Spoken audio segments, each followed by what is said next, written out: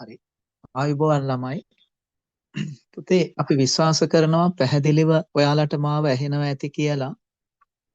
පුතේ අද දේශනය පුතේ අපි දන්නවා සාමාන්‍ය දැනීම ආශ්‍රිතව විෂය කරුණු තමයි පුතේ අද දවසේදී අපි සාකච්ඡා කරන්න පුතාලත් එක්ක සූදානම් වෙන්නේ.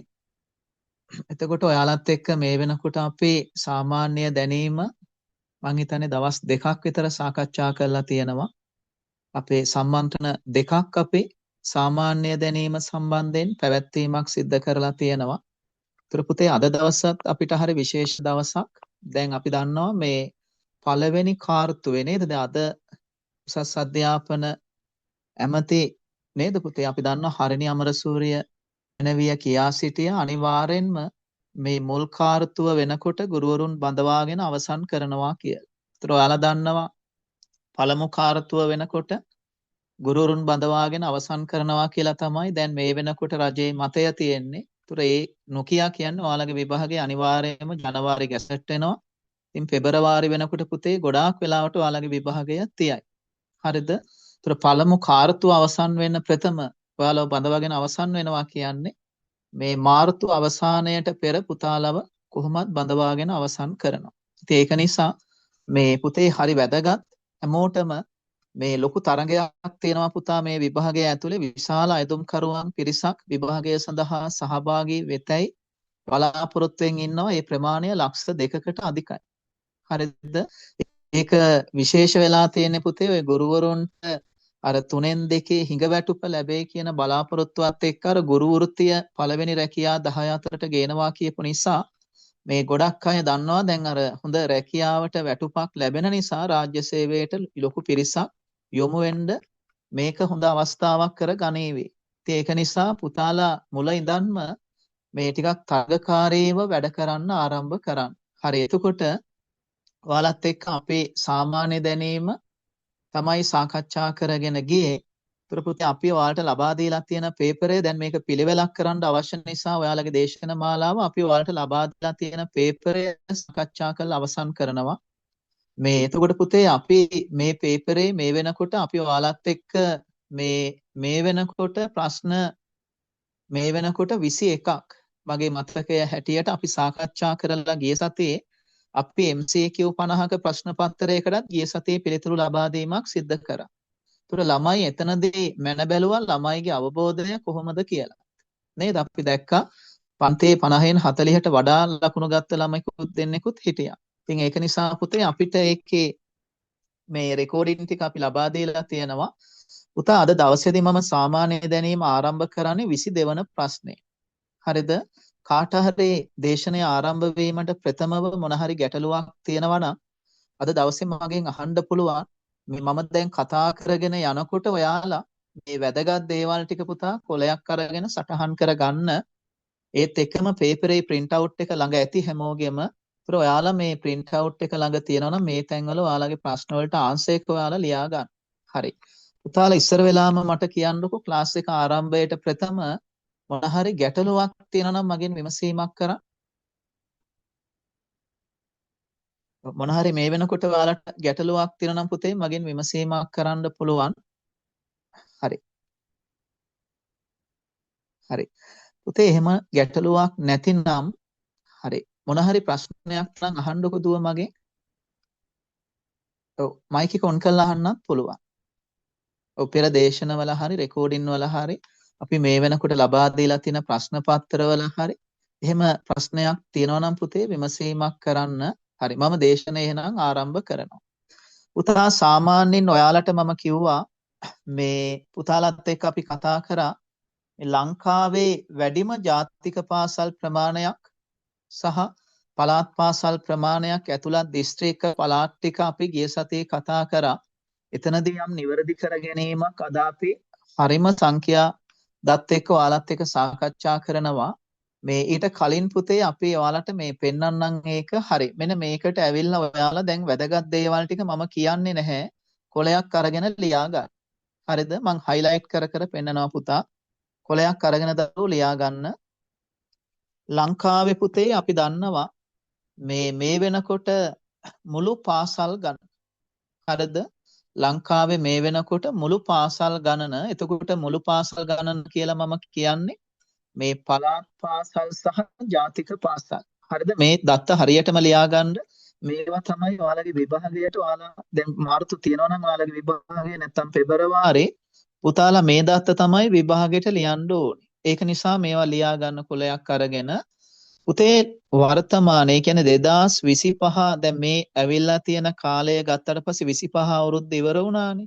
ඒතර මේ වෙනකොට 25 සංඛ්‍යා දත්ත අනුව ජාතික පාසල් පුතා 396ක් තියෙනවා. හරිද? ඒක වෙනස් වෙලා නැහැ. 2023 396යි 2025 වෙනකොටත් ජාතික පාසල් 390 මේ 396ක් තියෙනවා 2025 දී. එතකොට පළාත් පාසල් ගණන තමයි පුතා වෙනස් වෙලා තියෙන්නේ. පළාත් පාසල් ලංකාවේ තියෙනවා 9651ක්. ඔයාලට මෙතනින් මේ විස්තරය බලන්න පුළුවන් කොලයක් අරගෙන මේ සංඛ්‍යා ටික හරිය වැදගත් පුතේ ලියා ගන්න. හරි? මෙන්න මෙතන මම ඔයාලට පෙන්වන්නම් බලන්න. ඔයාලට මෙතන දීලා තියෙනවා. ඒක ඔයාලට පැහැදිලි ගැටලුවක් තියෙනවා නම් මගෙන් විමසීමක් මෙන්න මේ ටික තමයි මම කියන්නේ. හරිද? ඒතර ලංකාවේ රජයේ පාසල් තියෙනවා ගවර්න්මන්ට් ස්කූල්. හරිද? ප්‍රයිවට් ස්කූල් නෙවෙයි ගවර්න්මන්ට් ස්කූල්. එතකොට තියෙනවා ඔක්කොම රජයේ පාසල් 10047ක්. දැන් ඔයාලට අපි කලින් ඉගැන්වීමක් කරේ 10146ක් කියලා. හරිද? දැන් එතකොට අඩු වෙලා තියෙනවා පුතා. මේ පාසල් සංඛ්‍යාව වැහිලා තියෙනවා. ගොඩක් පාසල් එතකොට වැහිලා තියෙන්නේ ඔයාලා මතක තියාගන්න මේ ප්‍රාදේශීය නේද? නැත්නම් පළාත් පාසල් තමයි මේ වැහිලා තියෙන්නේ. එතකොට ඔයාලට මෙතනින් ගන්න ඔයාලා හරිම සංඛ්‍යා දත්ත ටික මම පෙන්නනම් සමීප රූපරාමු. හරි මෙතනින් ගන්න ඔයාලා මේ එතකොට රජයේ පාසල් තියෙනවා 10047ක්. ජාතික පාසල් තියෙනවා 396ක්. එතකොට පළාත් පාසල් තියෙනවා 9651ක්. මතක තියාගන්න. හරිද? හරි 9651ක්. ඔයාලා දන්නවා 1987 තමයි ඔය මේ 13 වෙනි ආණ්ඩු ක්‍රම ව්‍යවස්ථාව හඳුන්වා දීමත් සමගම මේ බෙදීම හටගත්තේ නේද ළමයි? හැබැයි එතනදී තමයි ඔය පදනම වැටෙන්නේ ජාතික පාසල් සහ පළාත් පාසල් කියලා. අර පළාත් 9කට රට බෙදීම නේද? ඊට පස්සේ ඒ හරහා තමයි පුතේ මේකේ විකාශනය සිද්ධ වෙන්නේ. ඒතර ඔතනදී ඔයාලගේ මේ පාර විභාගයට අනිවාර්යෙන් මේ සංඛ්‍යා දත්ත අහන්න පුළුවන්. දැන් ඔයාලට අපි හරි ලස්සන වැඩක් කරලා තියෙනවා. ඒකත් අපි මේ දේශනේ අතරතුර පෙන්වන්න. ඔයාලගේ විභාගයට මේ පාර එයි කියලා පුතා අපේ සාමාන්‍ය දැනීම කරුණු 1500ක පොතක් ඔයාලට ලබා දෙනවා. ඉතින් අපි විශ්වාස කරනවා අපිට ඔය 1500ක සාමාන්‍ය දැනීම පොත ඇතුලේ අනිවාර්යයෙන්ම ඔයාලගේ විභාගය සඳහා අහන සියලුම සාමාන්‍ය දැනීම කරුණු ටික ආවරණය වෙයි කියලා. ඉතින් අපි ගොඩාක් ලොකු මහන්සියක් වෙලා තමයි මේ පොත නිර්මාණය කරන්නේ. ඒක ලබන සතිය වෙනකොට අපි print එකට දානවා. ඒතර ඔයාලට ඒක ලබා දෙනවා අපි. ඒතර පුතේ මේ පොත බලාගත්තත් ඔයාලට ලොකු දැනුමක් ඒක රාශී වෙනවා. ඉතින් ඒක නිසා මේ සාමාන්‍ය දැනීම ඔයාලට ලොකු පහසුවක් වේවි. අනිත් එක තමයි මේ කෙටි කාලයක් තුල සූදානම් වෙන්න. මේ අනිත් එක තමයි හරිම දත්ත ලියන්න. මේ 2023 ඒවා ලියන්නත් එපා පුතා. 25ම ටික ලියාගෙන යන්න. ඊළඟට ළමයි දැන් ඔයාලට ඊළඟට මම කතා කරන්න අවශ්‍ය දේ තමයි පුතාලා දැන් ඊළඟ දේ තමයි ඔයාලා මේ මතක තියාගන්න. දැන් මේකේ අපිට විශාල දෙයක් ගන්න තියෙනවා. ඔය ලියා ගන්න කාට හරි බැරි වුණා නම් අහන්න. ඒතර ඊළඟට ඔයාලා වැදගත් දෙයක් තමයි දැන් ඔතන අපි කතා කරේ මේ රජයේ මුළු පාසල් ගාන කතා කරා 10047යි. මේ කට්ටිය එනකන් හිමීට සාකච්ඡා කරන්නේ. එතකොට පළාත් පාසල් කතා කරා 396යි. පළාත් පාසල් එතන අපි දන්නවා මේ සමාවෙන්නේ මේ ඔය පළාත් පාසල් නෙවෙයි පුතේ මේ නැෂනල් ස්කූල් ජාතික පාසල්. එතකොට ප්‍රොවින්ෂියල් තමයි පළාත් පාසල් වෙන්නේ. පළාත් පාසල් 9651යි. ඒතර ඔයාලා දන්නවා මේ ජාතික පාසල් කතා කරද්දී ඔය 396යි කියලා ගත්තට ඔයාලා දන්නවා මේ වෙනකොට ජාතික පාසල් 16 වැඩසටහන කියලා වැඩසටහනක් ක්‍රියාත්මක වෙනවා ලංකාවේ. හරිද? මේ වෙනකොට පුතා ප්‍රසිද්ධ කරේ නැති වුණාට ජාතික පාසල් 800ක් විතර හඳුනාගෙන මේ තියෙනවා. මේ ඔය ජාතික පාසල් සම්බන්ධයෙන් පුතේ මේක 1000ක වැඩසටහනක් අර කලින් ආණ්ඩුව ක්‍රියාත්මක කරානේ. එතකොට ඒකේ පුතේ දැන් ඒවා හරියටම අපිට ලැබිලා නැති නිසා තමයි මේ වර්තමානයේ 396යි කියලා හඳුනාගන්නේ. ඒතර අරවා මේ නිර්නාමිකව තියෙන තොරතුරු.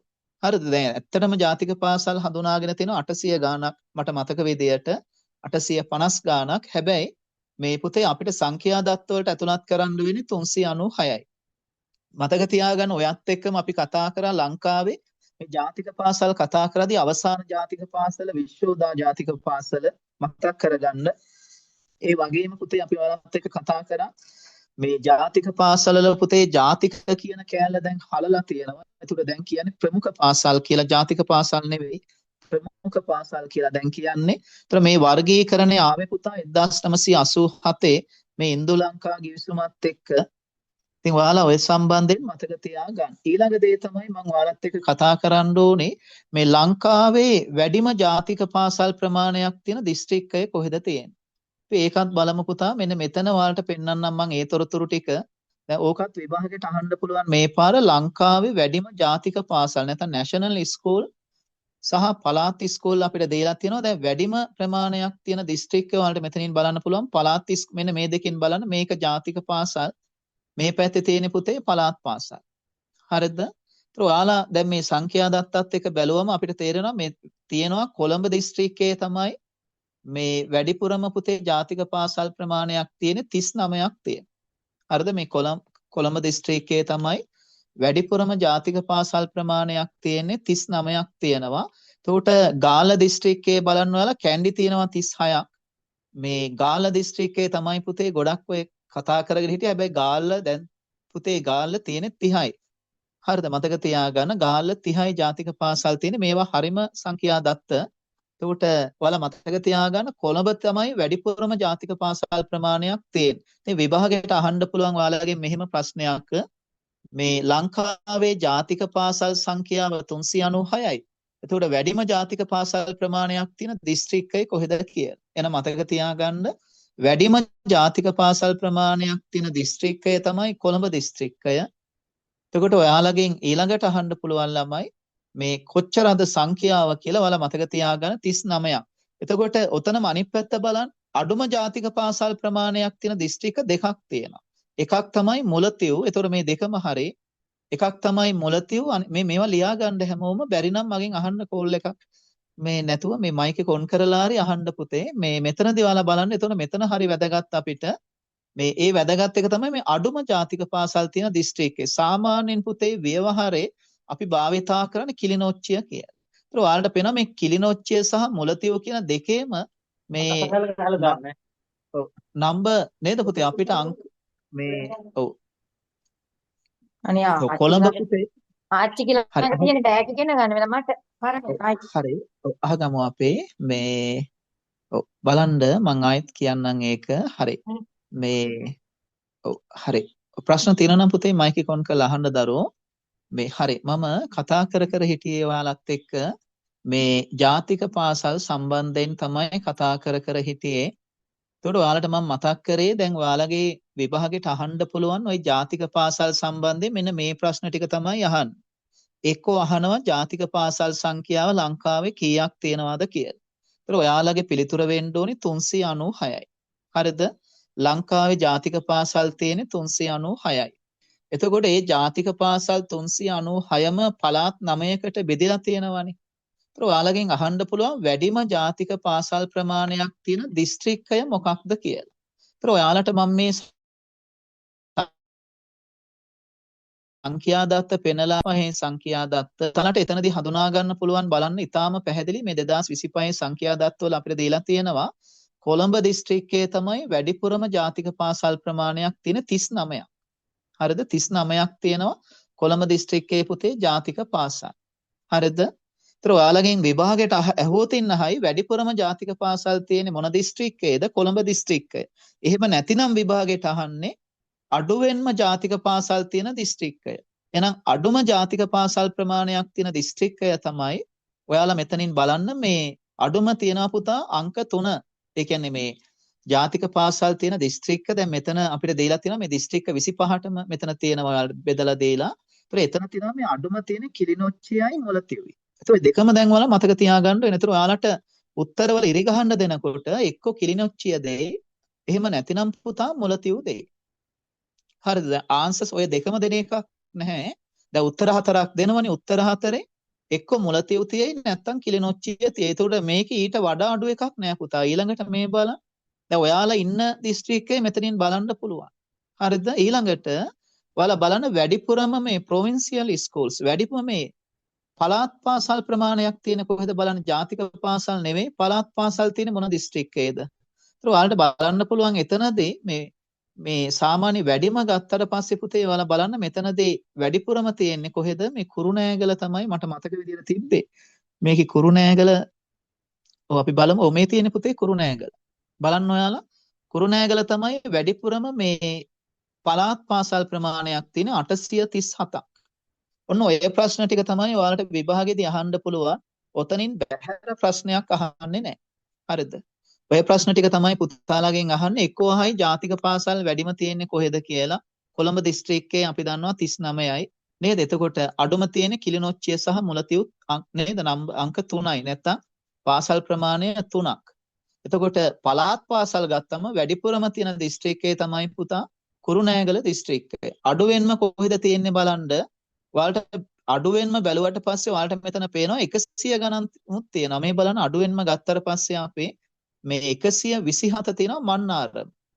හරිද? එතකොට ඔයාලට ඊට වඩා අඩු 101ක් තියෙනවා. එතකොට එතනත් කිලිනොච්චිය. 121ක් තියෙනවා මුලතිව්. වෙනම් පුතේ එතනත් අඩුම තියෙන්නේ කිලිනොච්චිය. එහෙනම් මතක තියාගන්න ලේසි. දැන් මේවා කොළවල ලියා ගන්නවට වඩා පුතේ පෙබරවාරි විභාගය තියයි ගොඩක් දුරට. ඒක නිසා මතකයට එකතු කරගන්න. හරි නේද? මොන හරි ගැටලුවක් තියෙනවා නම් මගෙන් අහන්න. ඊළඟට අපි යමු මේ අද සංඛ්‍යා ඇහෙන්නේ නැහැ මට. කිලිනොච්චේ කීයද සර්? ඔව් කිලිනොච්චේ දුව මොන පාසල්ද? 101යි. පළාත් පාසල් ගන්න. ඔව් 101යි තියෙන්නේ. කිලිනොච්චේ පළාත් පාසල් 101යි. හරි සර්. හරි නේද? ජාතික පාසල් කිලිනොච්චේ තමයි පුතා ජාතික පාසල් සහ පළාත් පාසල් අඩුම තියෙන්නේ. මතක තියාගන්න අඩුම තියෙන කිලිනොච්චිය කියන්නේ දිස්ත්‍රික්කයක්. හරි. ඒතර කිලිනොච්චිය දිස්ත්‍රික්කයේ තමයි අඩුම තියෙන්නේ. එතකොට වැඩිම තියෙන්නේ කුරුණෑගල පළාත් පාසල් මේ පළාත් පාසල් 837ක් තියෙනවා. ඔව්. එතකොට වැඩිපුරම තියෙනවා ජාතික පාසල් කොළඹ. කොළඹ දිස්ත්‍රික්ක. ඔව්. ඒ ටික මතක තියාගන්න. ඔතනින් බැහැරව ඔතනින් බැහැරව ඔයාලා පාඩම් කරගන්න එපා. ඔය ටික තමයි විභාගෙට අහුවතින් ඔයාලගෙන් අහන්නේ. හරිද? ඊළඟට දැන් ඔය ළමයි සංඛ්‍යාව අනිවාර්යෙන් මේ ටිකත් අනිවාර්යෙන් අහනවා. පළාත් ලංකාවේ මුළු පාසල් ගාන අහන එකක් නැහැ. හැබැයි මේ දැන් මෙතන ඔයාලා බලන්නකෝ මේ මම ඔයාලට මේ පාසල් වර්ගීකරණය කතා කරන්නේද එතනත් මම සමීප රූප රාමුවක් පෙන්වන්නම් මේ බලන්න. දැන් අපි දන්නවා පාසල් වර්ගීකරණය ගත්තම එක AB පාසල් තියෙනවා සියලුම විෂය ධාරාවන් උගන්වන. නේද? එක C පාසල් ගත්තට පස්සේ පුතේ අපි දන්නවා මේ සියලුම විෂය ධාරාවන් උගන්වන්නේ නැහැ. මොනවාද උගන්වන්නේ එක C පාසලල කියලා මම ළමයින්ට කතා කරා. එතකොට වාණිජ්‍ය සහ කලා විෂයන් විතරයි අර විද්‍යා ගණිත විෂයන් උගන්වන්නේ නැහැ. ඒතර ඒවත් තියෙනවා. දැන් මේක ඔයාලගෙන් අහන එකක් නැහැ. හැබැයි පාසල් වර්ගීකරණය අහන්න පුළුවන්. ඒතර පාසල් වර්ගීකරණය මෙන්න මේ වර්ග හතරට තමයි පාසල් වර්ග කරන්නේ. එක AB, එක C නේද? ටයිප් 2 පාසල් කියන්නේ 1 සිට 11 වසර දක්වා. ටයිප් 3 කියන්නේ 1 සිට 5 වසර දක්වා පාසල්. ඒතර ඔය වර්ගීකරණය මතක තියාගන්න. මම ඕක කතා කරා ගිය සතියේ. ඔන්න ඔය ටික අහයි. ඊළඟට මේ ඔයාලගෙන් පුතේ තව අහන තැනක් තියෙනවා ප්‍රශ්න ඔය සංඛ්‍යා දත්තවල මේ ලංකාවේ මෙන්න මේ ටික මුළු සිසුන් සංඛ්‍යාව. හරිද? ඒතර ඔයාලා මතක තියාගන්න ලංකාවේ මුළු සිසුන් සංඛ්‍යාව 37,47,544යි. මෙන්න මෙතන ඔයාලා බලලා ලියාගන්න ඉලක්කම කාට හරි ලියාගන්න අපහසු නම් අපි සමීප රූප රාමුවක් පෙන්වනවා නම් ලේසි වෙයි ළමයිට. හරි. එතන පුතේ පිරිමි ළමයි ඉන්න ඕකත් ලියාගන්න. එක සැරයක් අහලා තිබ්බා 2018 වගේ මට මතක හරියටම මතක නැහැ. මේ ලංකාවේ කොච්චරක් පාසල්වල පිරිමි ළමයි ඉන්නවද කියලා. ඒක නිසා දැන් මේවත් අහනවා. ඒක නිසා මේ ටිකත් ලියාගන්න. පිරිමි ළමයි ඉන්නවා 18,56,100ක්. ඒතර ගෑනු ළමයි ඉන්නවා පුතා මෙතනදී 18,91,444ක්. හරිද? ඕකත් මතක තියාගන්න. ගොඩාක් ළමයි මේ ඕවා පාඩම් කරගන්න නැහැ. ඔය ළඟින් යන උත්තර මතක තියාගන්න එපා පුතේ. හරියටම මතක තියාගන්න try එකක් දෙන්න. හරි නේද? ඔය ටිකත් මතක තියාගන්න. අනිත් එක තමයි වැදගත් අපිට මේ ගුරුවරු සංඛ්‍යාව ඉස්කෝලවල ඉන්න. මේ ටීචර්ස්ලා කොච්චරක් ඉන්නවද කියලා ඔතන දැන් ගිය සැරේ අපි උගන්වද්දී ළමෙක් අපිත් එක්ක තරගත් කරා මේ පුතේ ඔතන පොඩි ගැටලුවක් තියෙනවා මෙන්න මේ හරිය පටලව ගන්න එපා මේ දැන් ඔතන all teaching staff කියලා ගත්තම ප්‍රින්සිපල්ලාත් අයිති all teachersලා කියලා ගත්තම ප්‍රින්සිපල්ලා අයිති නෑ දැන් ලංකාවේ ප්‍රින්සිපල්ලා ඉන්නවා පුතා 12000 මේ 648ක් හරිද වර්තමානයේ ලංකාවේ විදුහල්පතිවරුන් ඉන්නවා මේ 12648ක්. එතකොට මේ විදුහල්පතිත් එක්ක මුළු ටීචින් ස්ටාෆ් එක තමයි 242309ක් ඉන්නේ. විදුහල්පතිවරුන් නැතුව ගුරුවරුන් ඉන්නවා මෙතන මතක තියාගන්න මෙන්න මේ ගාන 229661. එතකොට විදුහල්පතිලා නැතුව. දැන් ඔතන උත්තරයක් ප්‍රශ්නේ දෙනකොට සැලකිලිමත් වෙන්න මේ ඔයාලා ප්‍රශ්න දෙනකොට සැලකිලිමත් වෙන්න මට වතුර එක පොඩ්ඩක් දෙන්න. මේ ප්‍රශ්න දෙනකොට සැලකිලිමත් වෙන්න මේ all teachersලා කියලා ගත්තට පස්සේ පුතේ අපි දන්නවා ගුරුවරුන් විතරයි. හරිද? teachersලා විතරයි. දැන් ඔතනදී ඔයාලා විදුහල්පතිවරුත් එකතුනොත් ඉන්නේ එහෙම උත්තරය 242309ක් එන මෙන්න මේ ප්‍රමාණය පුතා එකතුනොත් ඉන්නේ එහෙම. දැන් විදුහල්පතිවරු නැතුව ගුරුවරු ඉන්නවා 229661ක් අනිවාර්යෙන් මතක තියාගන්න. පිරිමි ගුරුවරුන් සංඛ්‍යාව අනිවාර්යෙන් විභාගයට අහන්න පුළුවන් 48686යි ටීචර්ස්ලා ඒතර මේ කාන්තා ගුරුවරුන් සංඛ්‍යාව ඔයාලගෙන් අහන්න පුළුවන් 180975යි ඔන්න ඔය ටික පුතා මතක තියාගන්න. එතකොට ඔයාලගෙන් මං හිතනවා මේ විදුහල්පතිවරුත් එක්ක අහන්න එකක් නැහැ. විදුහල්පතිවරු ටික අයින් කරලා අහයි. එහෙනම් මතක තියාගන්න ලංකාවේ ගුරුවරුන් ඉන්නවා 229661. තුර පිරිමි ගුරුවරුන් ඉන්නවා 48686ක්. ඒ වගේම පුතේ ඔතන ඉන්නවා කාන්තා ගුරුවරුන් 180975ක්. ඊළඟට ඔයාලට මම කියන්න කැමති තව තියෙනවා ගොඩක් විස්තර. අපි දැන් කතා කරමු ඉදිරියටත් පුතා. ඊළඟට මට ඔයාලට කියන්න අවශ්‍ය දේ තමයි මේ සාමාන්‍ය පෙළ ප්‍රතිඵල සම්බන්ධයෙන්. දැන් මේ සැරේ අර අපිට ඉවෙන් වගේ දැනෙන දේවල් ටික අපි මේ කතා කරන්නේ. සාමාන්‍ය පෙළ ප්‍රතිඵල ගත්තට පස්සේ ඔයාලා බලන්න මේ වැඩිපුරම විභාගයේ අසමත් වෙලා තියෙන ගණිතය ගිය අවුරුද්දේ. හරිද? ඒතර ගිය අවුරුද්දේ වැඩිපුරම ළමයි දැන් 2025 සාමාන්‍ය පෙළ තාම තිබ්බේ නැහෙනි. ඒතර ඔයාලට ගන්න වෙන්නේ 2024 අවුරුද්දේ තොරතුරු දැන් 2025 විභාගයේදී දැන් එන පෙබරවාරි වල තියෙන්නේ. එහෙනම් 25 සංඛ්‍යා දත්ත අපිට නැහැ මේ සැරේ. එහෙනම් ගන්න වෙන්නේ 2024 තොරතුරු. පුතා වැඩිපුරම අසමත් වෙලා තියෙනවා ගණිතය තමයි වැඩිපුරම අසමත් වෙලා තියෙන්නේ. වැඩිපුරම සමත් වෙලා තියෙන්නේ බුද්ධ ආගම. හරිද? මතක තියාගන්න. වැඩිපුරම දැන් බුද්ධ ආගම ඔයාලට බැලුවොත් ඉන්නේ එහෙම මෙතන පේනවා මේ මම සමීප රූපරාමුවක් පෙන්නන මේ බලන්න 79314ක් ළමයි ඒ අරගෙන තියෙනවා. හරිද? එතකොට උතන දැන් වැඩිපුරම අපි බැලුවොත් සමත් වෙලා තියෙන ප්‍රතිශතය උතනින් නෙවෙයි ගන්න වෙන්නේ බලන්න. මේ ඔයාලා පොඩ්ඩක් මෙතන බලන්න මේ විදිහට ඔව් ඔතන පාස් ප්‍රතිශතය අපිට දීලා තියෙනවා මේ බලන්න ABCS කියලා දීලා තියෙනවා එතන ඉතින් සාමාන්‍ය වැඩිපුරම තියෙන්නේ ඔතන බලන්න මේ බුද්ධ ආගම වැඩිම ඒ ප්‍රමාණයක් තියෙන විෂය නේද ඔව් වැඩිපුරම දැන් සමත් වෙලා තියෙන මම කිව්වා වැරදි නේද ඔව් වැඩිපුරම අසමත් වෙලා තියෙනවා ගණිතය මම හිතන්නේ ඔව් එහෙම තමයි තියෙන්නේ මෙතනදී ඔයාලා බලන්න මේ පිට පොඩ්ඩක් කුඩා කරලා පෙන්නවන ළමයිට ලේසි ඔත්තන ඔව් හරි මම හිතන්නේ දැන් පැහැදිලි ඔයාලා බලන්න පුතේ මේ W අරගෙන තියෙන 99602ක් වැඩිපුරම අසමත් වෙලා තියෙන ගණිතය ඔයාලට පේනවා මෙතන බැලුවම දැන් මම කුඩා කරලා පෙන්නන්නම් දැන් ওই දිස්ත්‍රික්ක මේ වලට මෙතන වෙන් කළා නැහැ හැබැයි විෂයන් ටික දීලා තියෙනවා ඒතර 99602ක් ඒ කියන්නේ වැඩිපුරම අසමත් වෙලා තියෙන්නේ 2024 අවුරුද්දේ ගණිතය. එතකොට වැඩිපුරම පුතේ සමත් වෙලා තියෙන්නේ මෙතනදී අපි මේ බලමු මේ විෂය.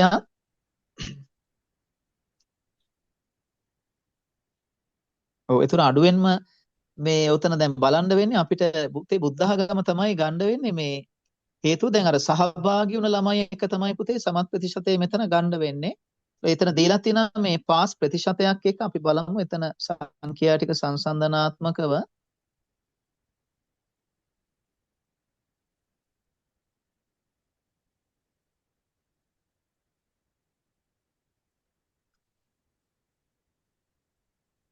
ඔව් ක්‍රිස්තියානි එහෙම විෂයනොත් තියෙනවා. මේ ආගමික විෂයන් තමයි පුතේ වැඩිපුරම සමත් වෙලා තියෙන්නේ. මේ එහෙම බැලුවොත් ඉන්නේ එහෙම 100ට ඔව් අර ඩ්‍රාමා වගේ එහෙම විෂයනොත් තියෙනවා. අර ප්‍රධාන හරාත්මක විෂයන් ගත්තට පස්සේ ආගම කියලා මතක තියාගන්න. හරි නේද? ඒකේ දැන් අර නාට්‍ය රංග කලාව ඒ වගේ තමයි පුතේ විෂයන් තියෙන්නේ. ගොඩක් ඒවා අර සාමාන්‍ය අපි ප්‍රධාන විෂයන් ටික නේ ගන්න ඕනේ. එතකොට ප්‍රධාන විෂයන් ටික ගත්තට පස්සේ බුද්ධ ආගම කියලා ඔයාලා සාමාන්‍යයෙන් මතක තියාගන්න. හරි.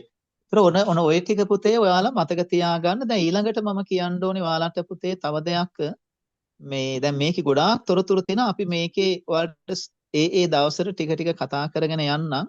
මේ සෑහෙන තොරතුරු ප්‍රමාණයක් මේකේ ඔයාලගේ විභාගයට මෙවරයි කියලා අපේක්ෂා කරන්න තියෙනවා. දැන් ඊළඟට පුතේ මේකේ තියෙනවා බලන්න මේ ඔයාලත් එක්ක දැන් ඔය මම අර කතා කරපු තොරතුරු ටික මේකේ දීලා තියෙනවා. ඒත් එක්කම අර අපි ගිය සතියේ කතා කරපු ටිකත් මම ලියන්නම්. මෙන්න මේ ටිකත් ඔයාලා පුතේ කොලයක් අරගෙන ලියා ගන්න. මේ හරි වටිනා දේවල් ටිකක් මම කතා කරනවා. ඔයාලා දන්නවා ලංකාවේ පුතා නිදහස් අධ්‍යාපනයේ පියා විදියට අපි සලකන්නේ මේ CWW කන්නංගර මහතානේ.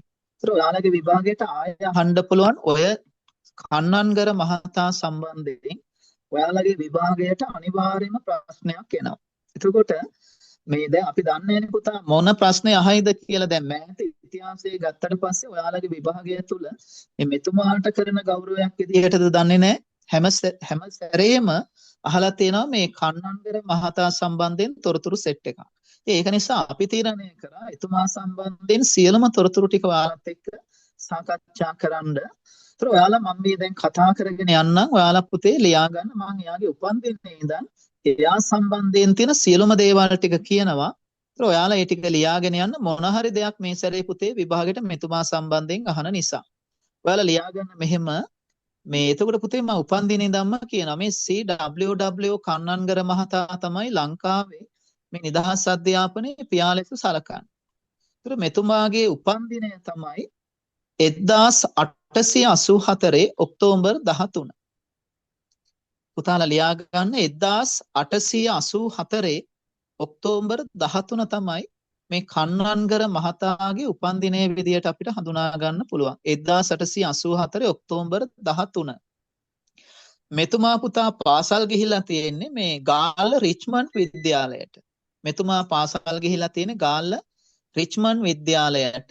ඒතර පුතේ මෙයාගේ මුල්ම රැකියාව තමයි ගුරු වෘත්තිය. හරිද? දැන් CWW කන්නංගර මහතාගේ පළමු රැකියාව ගුරු වෘත්තිය. ඒතර මෙයා පුතේ වෘත්තියෙන් මෙයා නීතිඥවරයෙක් විදිහට තමයි සලකන්නේ. හරිද? ඔයාලට වැදගත් දේවල් ටික ලියා ගන්න. දැන් මං කියන සේරම පුතා ලියා ගන්න අවශ්‍යතාවයක් නැහැ. ඔයාලට වැදගත් දේවල් ටික ඔයාලා ලියාගෙන යන්න. හරි නේද? මම කියන දේවල් සේරම ලියා ගන්න අවශ්‍යතාවයක් නැහැ. මේ Tamanට මතකේ රඳව ගන්න පුළුවන් ප්‍රමාණය තියාගෙන පුතේ අනිත් ටික ලියා ගන්න. මම ආයෙත් කතා කරොත් මේ කන්නංගර මහතා ඔව් සර් දැන් මෙයා අම්බලන්ගොඩනේ සර් ඉපදුනේ. ඉපදීම රන්දොඩ රත්දොඹේනේ මේ කන්නංගර මහත්තයා ඉපදුනේ. එතකොට සර් එයාගේ ගමේ ඉස්කෝලේට නෙමෙයිද සර් ගියේ ගාල්ලටද ගියේ? නෑ සාමාන්‍යයෙන් පුතේ දැන් අර අපි වුණත් දැන් ඔය මුල් කාලේ ඉස්කෝලේ දැන් කියන්නේ නැහැ. දැන් ඉගෙනගෙන මෙයා මූලික අධ්‍යාපනයේ දැන් අපි වුණත් දැන් ඔය ඉස්කෝලේ දැන් පළවෙනි එකේ ඉඳන් පහ වසරට එක ඉස්කෝලයක් අර එහෙමනේ ගිහිලා තියෙන්නේ. ඒතර දැන් අර මේ වඩා ජනප්‍රියක තමයි පුතේ දැන් මගෙන් ඇහුවොතින් එහෙම මම කතා කරන්නේ ගොඩාක් උසස් පෙළ සහ අර උසස් අවසන් කරපු පාසල සම්බන්ධනේ නේද දරුවෝ?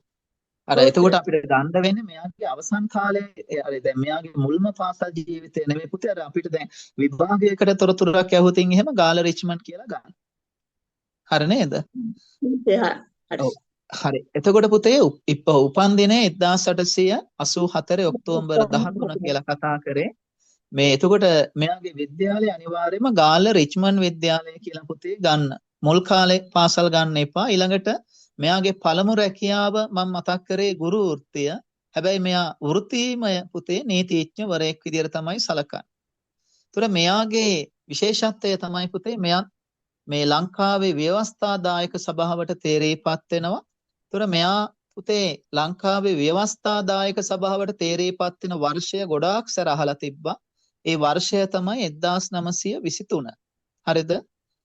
ලංකාවේ ව්‍යවස්ථාදායක සභාවට මෙතුමා තේරේපත් උනේ මොන වර්ෂයේද කියලා. ඒක ගොඩක් විභාගවල තිබ්බා. මතක තියාගන්න මේ වර්ෂය 1923. හරි, ඊළඟට පුතා ඊළඟ කාරණාව තමයි අපිට මේක පුළුවන් නම් පෙන්වන්න ළමයිට හරි වටින නිසා. ඔව්, මේ අපි කතා කරන ගමන් පුතේ අපි ඒ තොරතුරු ටික පෙන්වන්න උත්සාහ කරන්න. ඊළඟට මේ මෙතුමාගේ ඔය පුතේ මං ඊළඟට කතා කරේ දැන් මෙතුමා අපි සලකන්නේ මේ නිදහස් අධ්‍යාපනයේ පියා විදියට CWW කන්නන්ගර මහතා. ඒතර ලංකාවේ පළමු අධ්‍යාපන අමාත්‍යවරයා කවුද කියලා අහුවොතින් එහෙම ඔයාලට ඒ කියන්න වෙන්නේ CWW කන්නන්ගර මහතා කිය. හරිද? ලංකාවේ පළමු අධ්‍යාපන අමාත්‍යවරයා CWW කන්නන්ගර මහතා. ඒ වගේම ළමයි මේ නිදහස් අධ්‍යාපනයේ පියා විදියට අපි සලකන්නේ CWW කන්නන්ගර මහතා. ඒතර මතක තියාගන්න මෙතුමා මේ ලංකාවේ රාජ්‍ය මන්ත්‍රණ සභාවට නේද ඔය අධ්‍යාපනය පිළිබඳ පුතේ විධායක කමිටු සභාපති විදියට මේ අධ්‍යාපන අමාත්‍ය ධුරයට මෙයා තේරීපත් වෙනවා. එතකොට දැන් ඔය වර්තමාන අධ්‍යාපන අමාත්‍යවරයෙක් ඉන්නේ හර්ණි අමරසූරිය. ඒ වගේ මෙතුමා මේ අධ්‍යාපන අමාත්‍ය ධුරයට තේරීපත් වෙනවා. ඒ තේරීපත් වෙන වර්ෂය තමයි ඕකත් විභාගෙට අහලා තිබ්බා 1931. තුර මේ සැරේත් මෙතුමා සම්බන්ධයෙන් කුමන හෝ තොරතුරක් අහයි ළමයි. අපි දන්නේ නැහැ මොන තොරතුරක් අහයිද කියලා. ඒක නිසා මතක තියාගන්න. අර ව්‍යවස්ථාදායක සභාවට තේරීපත් වෙන 1923. එතකොට පුතේ මෙයා අර අධ්‍යාපන අමාත්‍ය ධුරයට තේරීපත් වෙන 1931. ඉතින් මෙයා අධ්‍යාපන අමාත්‍ය ධුරය හොබවනවා. ඒ කියන්නේ අමාත්‍යවරයා විදියට අධ්‍යාපනයේ සම්බන්ධයෙන් දැන් ඔය වර්තමානයේ හරිනි අමරසූරිය ඉන්නේ. අධ්‍යාපන ඇමති විදියට ලංකාවේ නේද? ඒතර අධ්‍යාපන උසස් අධ්‍යාපන සහ වෘත්තීය අධ්‍යාපන ඇමතිවරයට අමාත්‍යවරයා විදියට වර්තමානයේ ඉන්නේ හරිනි අමරසූරිය. නේද පුතේ? එතකොට මේ ඔයාලා මතක තියාගන්න. එතකොට මෙතුමා ඉඳලා තියෙනවා ඒ තනතුරේම 1931 තමයි මෙයා තේරීපත් වෙන්නේ තනතුරට 47 වෙනකන් 1947 වෙනකන් ඒ තනතුරේ පුතේ මෙයා රැඳිලා ඉඳලා තියෙනවා. හරිද? ඒකත් ඔයාලා මතක තියාගන්න.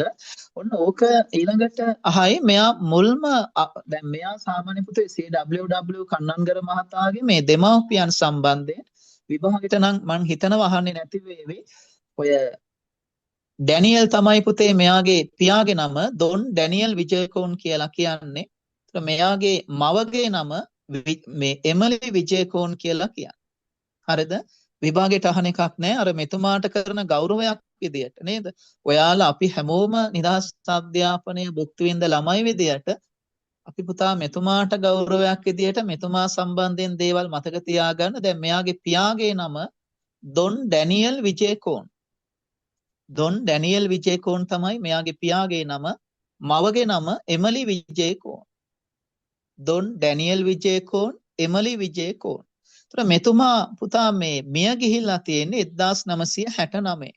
මෙතුමා ඉපදුනේ මම කතා කරා 1884 ඔක්තෝබර් 13. ඒතර මෙතුමා මිය ගිහිල්ලා තියෙන්නේ 1969. හරිද? ඒතර මෙතුමා සම්බන්ධයෙන් පුතේ ඔය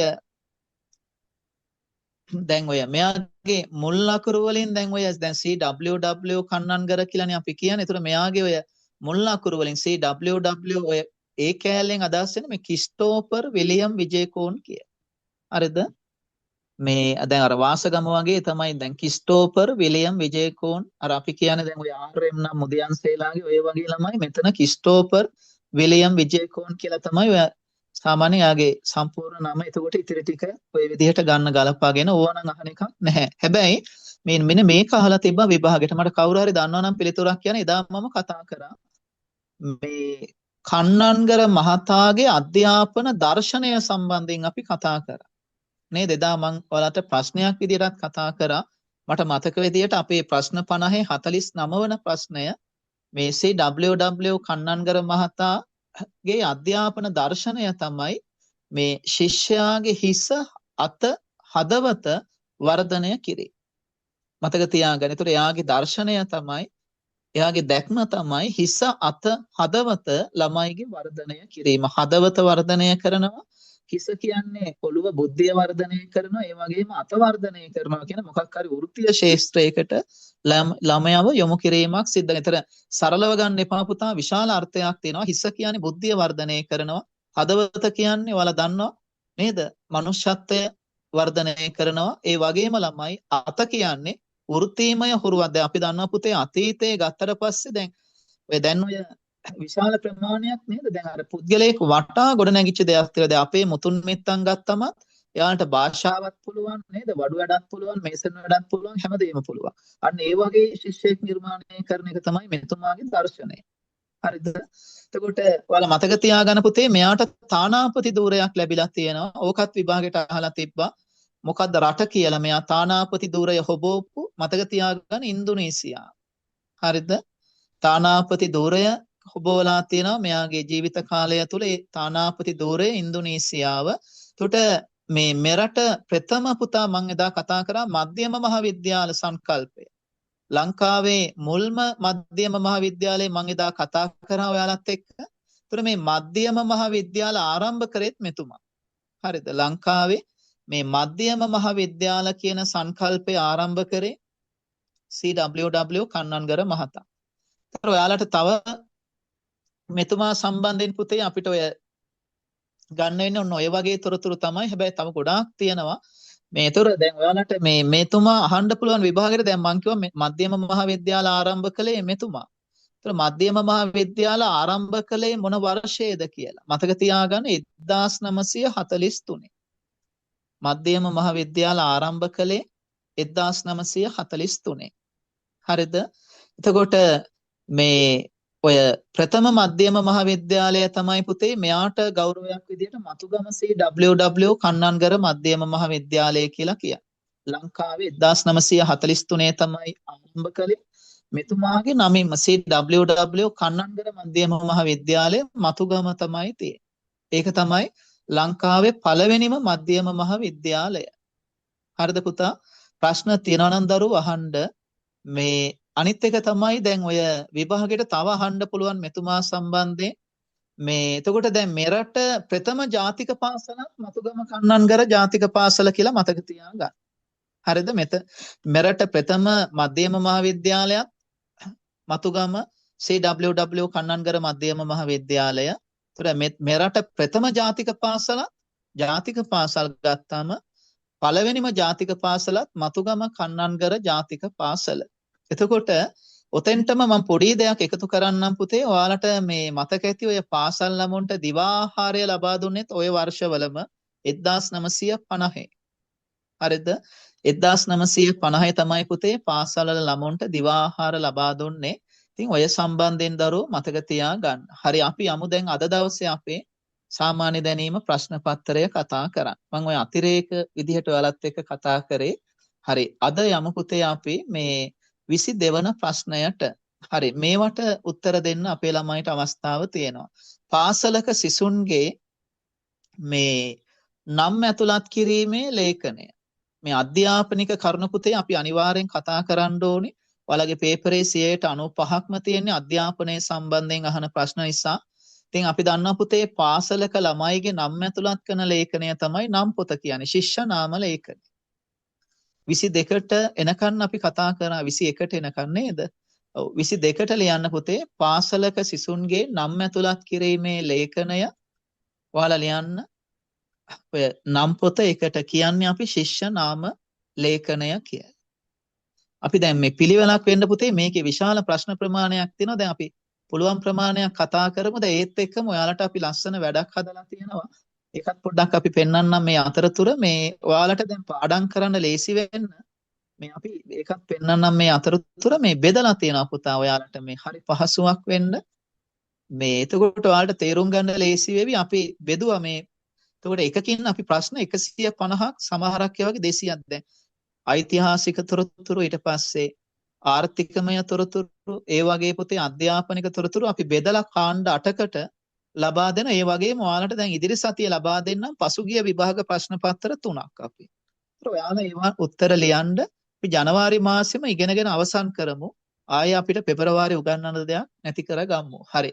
ඊළඟට අධ්‍යාපන කොට්ටාස ගණන පුතේ ළමයි දන්නවා 312යි කියලා. ඒක අපි ගිය සතියේත් කතා කරා. ඊළඟට මට 24ට උත්තරයක් කියන්න. ගුරුවරයෙකු නිමාඩු ලබා ගැනීමට අවසර ගන්න ඕනි කාගෙන්ද? අපි දන්නවා ඉස්කෝලේක ගුරුවරයෙක් ගත්තට පස්සේ පුතේ නිමාඩු ගන්න ඕනේ අනිවාර්යෙන් අවසරය ගන්න ඕනේ විදුහල්පතිවරයාගේ. හරිද? ඒතර මතක තියාගන්න 24ට පිළිතුර මේ ගුරුවරයෙකු නිමාඩු ලබා ගැනීමට අවසර ගන්න ඕනේ විදුහල්පතිවරයාගේ. ඒ වගේම අපි දන්නවා මේ විදුහල්පතිවරයා ගත්තට පස්සේ ඔය 25 26ටත් උත්තරේ විදුහල්පතිවරයාමයි. මේ පාසල් කළමනාකරණ කමිටුවේ සභාපතිත් විදුහල්පතිවරයා. ඒ වගේම පාසලේ සංවර්ධන සමිතියේත් විදුහල්පතිවරයා ඉන්නවා. මෙතන නැති එකක් කිව්වේ. ඒ වගේම පාසලේ ප්‍රධාන ගිණුම් නිලධාරියා විදුහල්පති. ඔව් මතක තියාගන්න. හරි. ඔන්න පුතේ මම අර කතා කරපු ප්‍රශ්නය ලංකාවේ මුළු ගුරුවරුන් සංඛ්‍යාව කොපමණද? අපි දැන් ඒකට එදා නෙමෙයි අද මම කතා කරේ නේද ලංකාවේ මුළු ගුරුවරුන් සංඛ්‍යාව මෙන්න මෙතනින් අපිට ගන්න පුළුවන් බලන්න. මේ ලංකාවේ මුළු ගුරුවරුන් සංඛ්‍යාව දැන් මේ ප්‍රශ්න අහලා තියෙනවා. ඔය මම පෙන්නන්නේ පසුගිය ප්‍රශ්න වලත් එක්ක සාකච්ඡා කරන්න. මෙතනින් ගන්න ලංකාවේ මුළු ගුරුවරුන් සංඛ්‍යාව විදුහල්පතිවරුන් ඇතුළත් නැහැ 2,99,661යි. එතන ඊළඟ ප්‍රශ්නෙටත් උත්තරේ ලියා ගන්න පිරිමි ගුරුවරු 48,686යි. කාන්තා ගුරුවරු 1,80,975යි. හරි නේද පුතේ? ඔන්න ඔය විදිහට තමයි අපිට මේ ප්‍රශ්න ටිකට උත්තර ගන්න වෙන්නේ. එහෙනම් එතන අහලා තියෙනවා ලංකාවේ මුළු ගුරුවරුන්, ඒ වගේම පිරිමි ගුරුවරුන්, ඒ වගේම කාන්තා ගුරුවරුන් අහලා තියෙනවා. ඊළඟට ලංකාවේ මුළු සිසුන් අහලා තියෙනවා. අපි එතනින්ම ගමු පුතා. පිරිමි සිසුන්, කාන්තා සිසුන් ඔය ටිකත් අපි ගමු. එතනින්ම අපි ඒකත් නිවැරදි කරගෙන යමු. අපි මෙතනින් කතා කරා ලංකාවේ මුළු සිසුන් ගාන. එතන ඉන්නවා පුතේ පිරිමි සිසුන්. මුළු සිසුන් ලියා ගන්න ඔයාලට පේනවා ඇති 37,47,544ක්. 37 ඒක බලාගෙන ලියා ගන්න පුළුවන්.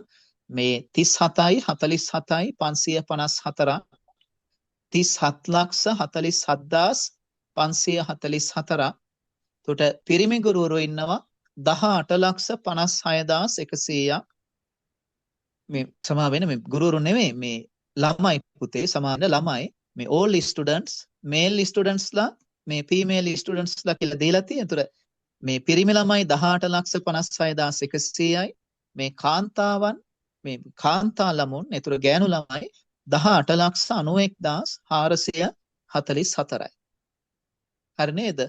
ඒතර එතනත් දැන් මේ වෙන් කළා තියෙන අර ජාතික පාසල් වල කොච්චරක් ඉන්නවද කියලා ළමයි. ජාතික පාසල් වල ළමයි ඉන්නවා කීයක්ද? 8,25,644ක්. මේ ඒතර ප්‍රොවින්සියල් ස්කූල් වල ඉන්නවා පුතේ ළමයි 29,21,000 මේ 900. දැන් ඕකත් මතක තියාගන්න හරි වටිනවා. මේ දැන් ඔය ගෑනු ළමයි සහ පිරිමි ළමයි එකතුව ගත්තට පස්සේ පළාත් පාසල් වල ඉන්නවා 29,21,900. ජාතික පාසල් වල ඉන්නවා පුතා 8,25,644ක්. ඔව් දුව අහලා තියෙනවා සර් ඔය ඔක්කොම මතක තියාගන්න ඕනේද කියලා. දැන් මේවා පුතා විභාග ගැටලුනේ. ඒතර විභාගෙට මේවා අහලා තියෙනවා. ඉතින් ඒක නිසා මේ දැන් පුතේ මතක තියාගන්න වෙනවා අනිවාර්යයෙන්. හරිද? ඉතින් ඒක අමාරුයි තමයි. ඉතින් කොහොම හරි මේ ළඟින් යන්න හරි මතක තියාගන්න වෙන කරන්න දෙයක් නැති නිසා. නේද? දැන් අමාරුයි තමයි. අර නිකමට ඒ කියන්නේ ආසන්නතම ගියා කඩුමතරමේ 18,00,000ක් හරි කියලා මතක තියාගන්න දැන් ආසන්නතම හරි පිළිතුරකට යන්න පුළුවන් එතකොට නේද?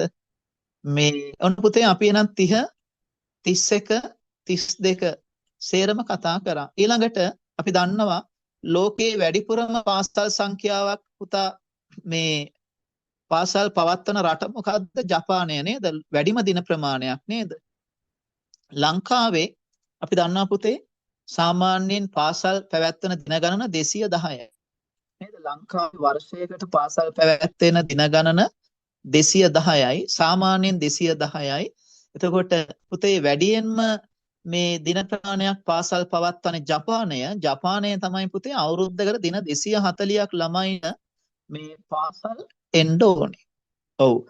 මේ දුව විදේශ තොරතුරුත් පුතේ අහනවා. දැන් විදේශ තොරතුරු කතා කරද්දී දැන් ඔයාලට මේ ගොඩක් තියෙනවනේ පුතේ නේද? ඒවා කතා කරන දැන් විදේශ තොරතුරුම කතා කරොත් අපිට මේ විශාල ප්‍රමාණයක් පුතා. දැන් ඔයාලා දන්නවනේ මේ වර්තමානයේ ඇතිලා තියෙන ඔය වෙනිසුලාවේ ජනාධිපතිගේ ප්‍රශ්නේ වුණත් ඔයාලගේ විභාගයට අහන්න පුළුවන්. හරිද? දැන් අපි දන්නවා දැන් ඔතන ඔයාලගෙන් අහනවා හරි අපූර්වට. දැන් මෙතන කවුරු හරි SLAs විභාගයේ ලියන්න ඉන්නවා නම් එහෙම ඒ ළමයිට හරි වැදගත්. දැන් SLAs විභාගයත් ගැස්සට්ටුවේ ළඟදී එහෙම ඒතර සුදුසුකම් තියන අය ලියන්න. ඒතර මෙතන දැන් ගුරු වෘත්තියේ ඉන්න අයටත් පුළුවන් අවුරුදු 5ක් තමන්ගේ සර්විස් එක සම්පූර්ණ වුණාට පස්සේ පරිපාලන ශ්‍රේණී විභාග ලියලා යන්න. එහෙම ගිය ළමයි ගොඩක් ඉන්නවා අපේ ක්ලාස් වල. වලට අනාගතයේ දේශකවරයෙකු සම්බන්ධ වෙන එයාත් කුරුණෑගල ඉස්කෝලේක එහෙම වැඩ කරලා අවුරුදු 5ක් ඉස්කෝලේ සර්විස් එක සම්පූර්ණ කළා. දැන් කුරුණෑගලම ප්‍රාදේශීය ලේකම්වරයෙක් විදිහට වැඩ කරනවා. ඉතින් අර කොහොම හරි ඔය දේවල් ටික පුතේ කරගන්න. එහෙම නැත්නම් විදුහල්පති විභාග ලියලා නේද? එහෙම ඉස්සරහට යන්නත් පුළුවන් ඔයාලට.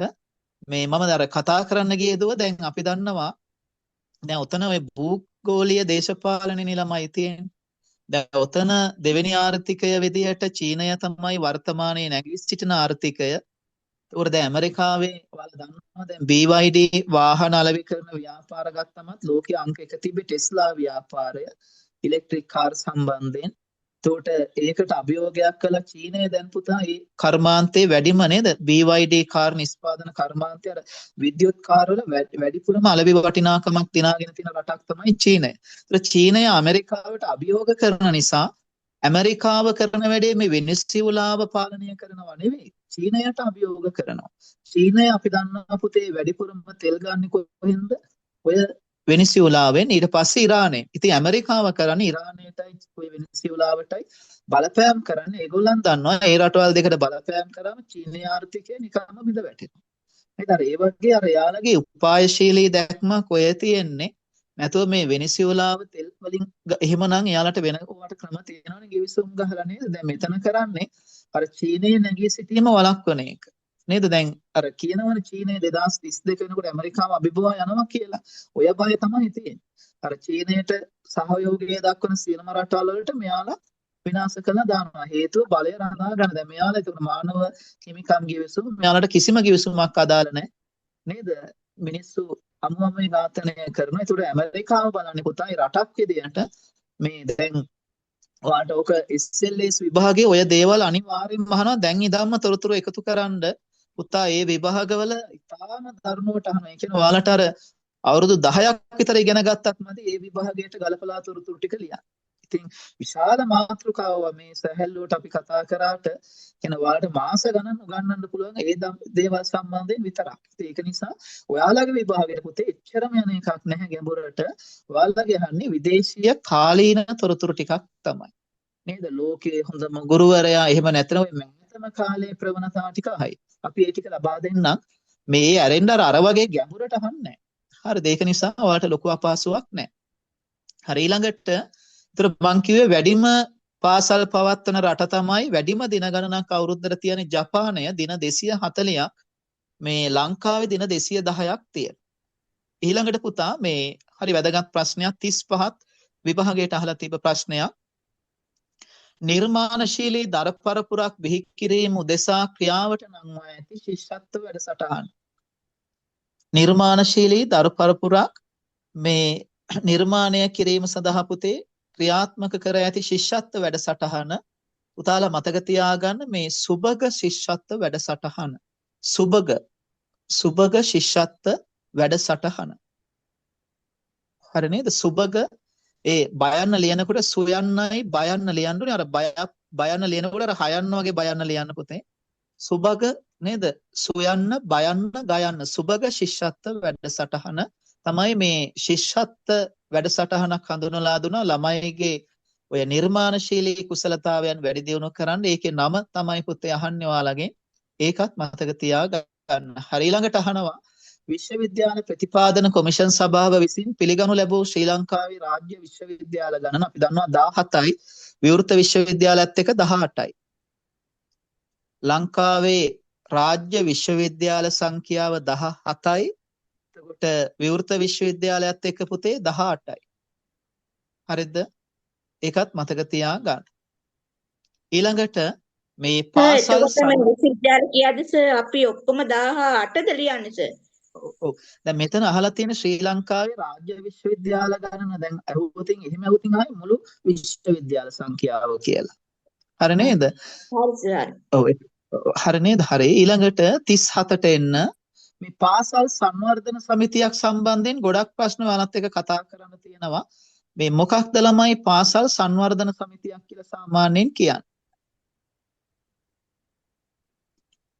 සාමාන්‍යයෙන් පාසල් සංවර්ධන සමිතියක් කියලා කියන්නේ ඔයාලා දන්නවා ඔය පාසලේ සංවර්ධන සමිතියට කවුද සහභාගී වෙන්නේ? දෙමව්පියන්. ඒ කියන්නේ නාම ලේඛනයේ නම ඇතුළත් දෙමව්පියන්. හරි මතක තියාගන්න. ශිෂ්‍ය නාම ලේඛනයේ නම ඇතුළත් දෙමව්පියන් තමයි සහභාගී වෙන්නේ. ඇයි සහභාගී වෙන්නේ? පාසලේ සංවර්ධනය සඳහා අවශ්‍ය මුදල් සහ ද්‍රව්‍යමය ආධාර ලබා ගැනීමට. හරිද? ඒකට තමයි පාසල් සංවර්ධන සමිතියක් තියන්නේ. එතකොට දැන් පාසලේ භෞතික පහසුකම් දැන් වැසිකිලි ඊට පස්සේ ඩෙස්පොටු නේද ගොඩනැගිලි වගේ දේවල් ඉදි කරගන්න. ඊට පස්සේ අධ්‍යාපනික ක්‍රියාකාරකම් සඳහා නේද අර ඒ වගේ දේවල් වලට දෙමව්පියන් ගුරුවරුන් පාසල් ළමයි ගේ නියෝජනය විදියට හැමෝම පුතේ සම්බන්ධ කරගෙන අර පාසලේ ඉදිරියේ ප්‍රවර්ධන කටයුතු සඳහා තමයි මේ පාසලේ සරලවම කියනනම් ඔය පාසලේ පහසුකම් වැඩි දියුණු කරන තමයි පාසල් සංවර්ධන සමිතිය මේ සාමාන්‍යයෙන් පුතේ ආරම්භ කරලා තියෙන්නේ. එතකොට ඕක සම්බන්ධයෙන් අහලා තියෙනවා මේ පාසල් සංවර්ධන සමිතියේ ලේකම් ලෙසපත් වෙන්නේ කවුද කියලා. ඔයාලා මතක තියාගන්න සාමාන්‍යයෙන් පුතේ දෙමව්පිය එහෙම නැත්නම් ළමයිගේ කවුරු හරි බාරකාරයෙක් ඉන්නවනේ. ඒතර ඔය දෙමව්පිය කෙනෙක් තමයි සාමාන්‍යයෙන් ඔය ලේකම් විදියටපත් වෙන්නේ. හරි නේද? ඒක දෙමව්පියෙක්ම නෙමෙයි. දැන් ළමයිගේ බාරකරුවෙක් කියලා තමයි හරිම උත්තරේ එන්න ඕනේ. දැන් නාම ලේඛනයේ නම ඇතුළත් ළමයිගේ බාරකරුවෙක්. ඒතර දැන් සමහරක් ලාට පාසලල අම්මලා තාත්තලා නැති ළමයිනොත් ඉන්නවා. ඔය දැන් වෙනත් බාරකරුවෙක්ගේ යටතේ ඉන්න. එතන ඔයාලා හරියටම පිළිතුරක් ලියනවා නම් එක්කෝ දෙමව්පියන් හෝ බාරකරුවෙක් තමයි ඉන්න ඕනේ. හරිද? ඒ විදිහට අර බුද්ධිමත් වෙන්න පිළිතුරක් ලියනකොට දෙමව්පියන් කියලා විතරක් ලියන්න එපා පුතේ. අපි දන්නවා එහෙම ලියනකොට අර දෙමව්පියන් හෝ මේ බාරකරුවෙක් තමයි පුතේ ඉන්න ඕනේ. ඊළඟට පාසල් සංවර්ධන සමිතියක ගාස්තුව කොපමණද කියලා අහලා තිනවා. ඕක නම් පුතා වෙනස් වෙනවා. මේ සාමාන්‍යයෙන් ගාස්තුව ගත්තට පස්සේ රුපියල් 100ත් 600ත් අතර ඕක රුපියල් 50ත් 600ත් අතර ගත්තට ගැටලුවක් නැහැ. දැන් සමහරක් පාසල් වල දැන් අද දේශනය කරන්න ඕන නිසාම මම විදුහල්පතිවරයෙක්ට කතා කරලා ඇහුවම එයා කිව්වේ 150යි කියලා. හරිද? දැන් තව කෙනෙක්ට කතා කළාම එයාගේ 450යි. අර ඒ වගේ දැන් ඕක 50ත් 600ත් අතර පුතා මේ සාමාන්‍ය ඒක පාසලේ තීරණය කරන්න පුළුවන්. දැන් උපරිම 600කට වඩා යන්න බෑ. අර 600ත් අවමය 50ත් අතර දැන් පොඩි පොඩි ගාස්තු තමයි ළමයිට ගේන්න කියලා කියන්නේ. ඊළඟට මේ 39 පාසල් සංවර්ධන සමිතියක අහලා තියෙනවා සමාජිකයන් කවුද කියලා. හරි වැදගත් ප්‍රශ්නයක්. ඕක ලියා ගන්න. මේ විදුහල්පතිවරුන් ඉන්න ඕනේ. ඊට පස්සේ පුතේ දෙමව්පියන් ඉන්න ඕනේ. කවුරු හරි ගුරුවරුන්ගේ නියෝජනයක් තියෙන්න ඕනේ. අර දෙමව්පියන් කියදි බාරකරුවන් ළමයි. ඊළඟට ගුරුවරුන්ගේ නියෝජනයක් තියෙන්න ඕනේ. ආදි ශිෂ්‍යයන්ගේ නියෝජනයක් තියෙන්න ඕනේ. වැදගත්ම එක තමයි පුතේ කලාප අධ්‍යාපන අධ්‍යක්ෂක හෝ නියෝජිතේ. කලාප අධ්‍යාපන අධ්‍යක්ෂකවරයෙක් හෝ එයාගේ නියෝජිතේ. මතකයි නේද? විදුහල්පති ඉන්න ඕනේ, දෙමව්පියන් ඉන්න ඕනේ, ගුරුවරයෙක් ඉන්න ඕනේ. කලාප අධ්‍යාපන අධ්‍යක්ෂකතුමා හරි එයාගේ නියෝජිතෙක් හරි ඉන්න ඕනේ. දැන් ගොඩක් වෙලාවට කලාප අධ්‍යාපන අධ්‍යක්ෂකවරට හැම පාසලකටම යන්න බෑනේ. නේද? ඒතර එයාගේ නියෝජිතෙක් තමයි එවන්නේ. දැන් ඕකත් මතක තියාගන්න. හරි ඊළඟට මම වේගින් යන්න මේකේ විශාල ප්‍රශ්න ප්‍රමාණයක් තියෙනවා ඉවර කරන්න. මම හිතන්නේ ටිකක් අපි වේගෙන් යමු පුතා. මේ නැත්තම් මේවා ඉවර කරන්න දවස් ගාණක් අපිට යන නිසා මේ ඊළඟට අපි යමු 40 ප්‍රශ්නෙට. පාසල් සංවර්ධන සමිතියක විධායක කමිටු සමාජිකයන්ගෙන් සැදුම්ලත් සංවිධානයට කියන නම. මේ පාසල් වල වැඩ කරන ළමයි අපිත් එක්ක සම්බන්ධලා ඉන්න පුළුවන්. අපි දන්නවා පාසල් සංවර්ධන සමිතියක විධායක කමිටු සමාජිකයන්ගෙන් සැදුම්ලත් සංවිධානයට කියන නම තමයි පාසල් සංවර්ධන කමිටුව. පාසල් සංවර්ධන කමිටුව. දැන් මේකේ PDF එකේ print out එකක් ළඟ තියෙනවා නම් හරිම පහසුයි ඔයාලට මේක කරගෙන යන්න. මේ පාසල් සංවර්ධන සමිතියක විධායක කමිටු සමාජිකයන්ගෙන් සැදුම්ලත් සංවිධානයට අපි කියනවා පාසල් සංවර්ධන කමිටුව කියලා. ඊළඟට ළමයි අහලා තියෙනවා මේ 1 සිට 5 ශිෂ්‍යයෙකුගෙන් අය කරනු ලබන පහසුකම් සේවා ගාස්තුව කීයද කියලා. සාමාන්‍යයෙන් පුතේ රුපියල් 36ක්. රුපියල් 36ක් තමයි සාමාන්‍ය යෝජිත ගාන. මේ රුපියල් 36ක් තමයි එක වසරේ සිට 5 වසර දක්වා. ඒතර ද්විතීක ශ්‍රේණි ශිෂ්‍යයෙකුගේ 6 11 වගේ අධ්‍යාපනය ලබන සේවකයෙකුගේ මේ ළමයින්ගේ පහසුකම් ගාස්තුව රුපියල් 60ක්. හැබැයි මේවා වෙනස් වෙන්න පුළුවන්. හරි. සාමාන්‍යයෙන් දැන් අවමය 60ක් වට ඒක සමහරක් ඉස්කෝලවල ඔය ඉතා විශාල ප්‍රමාණයක් ගන්නවා. දැන් අර සාමාන්‍යයෙන් ඔයාලා ලියන්න ඕනේ මේ අපි දන්න අපිට යෝජිත ප්‍රමාණය ලියුවනම් පුතා ඇති. දැන් ඔයාලගේ ඉස්කෝලේ සමහරක් වෙලාවට ওই ප්‍රමාණය නොවෙන්න පුළුවන්. නේද? දැන් සමහරක් පාසලවල අපි දන්නවා සෑහෙන ප්‍රමාණයක් අරන් දෙමව්පියෝනුත් ඔය මුදල් සම්බන්ධයෙන් සෑහෙන ගැටලු ඇති කරනවානේ පාසලවල සල්ලි අය කිරීම සම්බන්ධයෙන් ළමයිගේ. නේද? දැන් ඔය මං හිතන්නේ මේ ඔය මුදල් අය කිරීම තමයි පාසල් සංවර්ධන සමිතියක තියෙන ලොකුම ගැටලුව. දෙමව්පියන් කැමති නැහැ. නේද? දැන් නිදහස් අධ්‍යාපනය නම් රටකට රජයක් ලබා දෙන්නේ මොකටද දෙමව්පියන්ගෙන් සල්ලි අය කරන්න කියන ගැටලුව ගොඩක් දෙමව්පියන් ගේනවා ළමයි. හරිද පුතේ? ඒක නිසා දැන් ඔහොම ප්‍රශ්න දැන් රුපියල් 100 තියෙන එක රුපියල් 200ට වැඩි කරන්න දෙන්නේ නැහැ පුතා. ගම්වල ඔයාලා දන්නවා ග්‍රාමීය ආර්ථිකය හරිම අමාරුයි නේද? ඉතින් ඒක නිසා දැන් අර එහෙම දෙන්නේ නැහැ. ඒකයි මේ සුළු සුළු ගණන් දාලා තියෙන්නේ.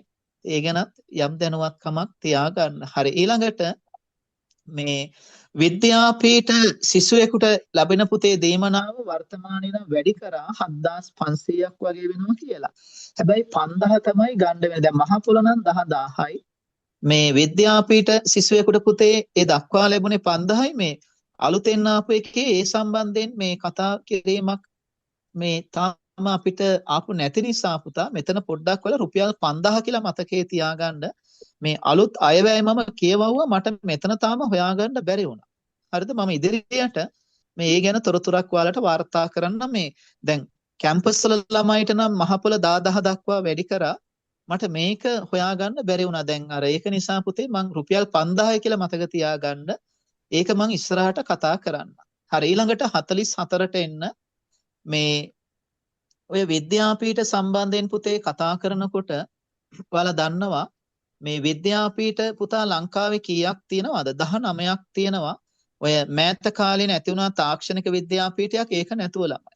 හරිද? 19ක් තියෙනවා විද්‍යාපීඨ ලංකාවේ. ඒතර ඔයකේ කාන්තාවන්ට පමණක් වෙන් වෙච්ච විද්‍යාපීඨයක් තියෙනවා. කවුරු හරි දන්නවනම් කියන්න. ඔව්. කාන්තාවන්ට පමණක් වෙන් වෙච්ච විද්‍යාපීඨයක් තියෙනවා. ඔව් දර්ගනගර ඔයාලා දන්නව නේද? ඊළඟ දර්ගනගර කියලා කියන්නේ අර මුස්ලිම් ප්‍රජාව වැඩිපුරම ඔයාලා දැනුවත් හිතනවා මම හිතන්නේ. දැන් උතනදී ඔය මේ සාමාන්‍යයෙන් පුතේ අපිට දැන් ඔය විද්‍යාපීඨ සම්බන්ධයෙන් මම වෙනම දවසක කතා කරන්න. මේ විද්‍යාපීඨ සම්බන්ධයෙන් ඔයාලත් පළවෙනිම විද්‍යාපීඨය මොකක්ද? එතකොට ඊට පස්සේ ඔය සම්බන්ධයෙන් පුතේ අපි වෙනම කතාවක් දාමු. දැන් ඕක පාසල් එක පටලව ගන්න නැතුව නේද? ඔයාලා මම මෙතන ප්‍රශ්නට උත්තරේ විතරක් දෙන්නම්. මේ ඔයාලගේ 44ට එතන පුතේ අහලා තියෙනවා මේ තාක්ෂණික විෂයමාලා පවත්වන අධ්‍යාපන විද්‍යාපීඨය කොහෙද කියලා. කවුරු හරි දන්නවනම් කියන්න මට කොහෙද? ඔව් මතක තියාගන්න සියනෑ අධ්‍යාපන විද්‍යාපීඨය. හරිද? අපි ওই සම්බන්ධයෙන් වෙනම දවසක කතා කරමු. දැන් මේ ගොඩට මායි විද්‍යාපීඨයක් දාගත්තොත් තේරුමක් නැතුව යන නිසා අපි විද්‍යාපීඨ වලට දවසක් වෙන් කරගෙන අපි ඒ සම්බන්ධයෙන් කතා කරමු. අපි තව දවසක් විශ්වවිද්‍යාල වලට වෙන් කරගෙන කතා කරමු. දැන් අර ඒ දවසට එතකොට පුතේ අපිට පැහැදිලි තොරතුරු ටික නැත්නම් හරි අපිලිවෙලක් ඇති වෙනවා. තනින් තනින් ඔක ලියා ගන්න ගියාම ඒක නිසා 45 ලංකාවේ පොලිස් විද්‍යාපීඨය කොහෙද තියෙන්නේ කියලා අහලා තියෙනවා. ඔයාලා දන්නවා ලංකාවේ පොලිස් විද්‍යාපීඨය තියෙන්නේ කොහෙද ළමයි? මීගමුවේ කටාන. හරිද? ලංකාවේ පොලිස් විද්‍යාපීඨය තියෙන්නේ මීගමුවේ කටාන. ඊළඟට මේ වතුකරේ ගුරු පුහුණුව සඳහා වන අධ්‍යාපන විද්‍යාපීඨය පිහිටියේ කොහෙද කියලා අහලා තියෙනවා. දැන් මේ වගේ ප්‍රශ්න මේ පාස් පේපර් වල අහලා තියෙන නිසා තමයි අපි අරගෙන තියෙන්නේ. මේ වතුකරේ ඔය ගුරු පුහුණුව සඳහා වන අධ්‍යාපන විද්‍යාපීඨය පුතේ අපි නම් කරනවා හැටන් අධ්‍යාපන විද්‍යාපීඨය තියෙන කොටගල. හරිද? දැන් වතුකරේ කියපු ගමන් මතක් වෙන්න ඕනි හැටන් අධ්‍යාපන විද්‍යාපීඨය කොටගල. මතක තියාගන්න. හරි නේද ළමයි? ඊළඟට මේ ඊළඟ එකත් පුතේ අපි යමු ටක් ගාලා 47 වන ප්‍රශ්නයට මේ ලංකාවේ ජාතික අධ්‍යාපන විද්‍යාපීඨ ගණන කොපමණද කියලා අහලා තිනවා 19යි. කාන්තාවන්ට පමණක් වෙන් වෙච්ච විද්‍යාපීඨය මම ඉස්සලත් කතා කරා දර්ගනගර කියන මේ විද්‍යාපීඨය තමයි කාන්තාවන්ට පමණක් වෙන් වෙලා තියෙන විද්‍යාපීඨ.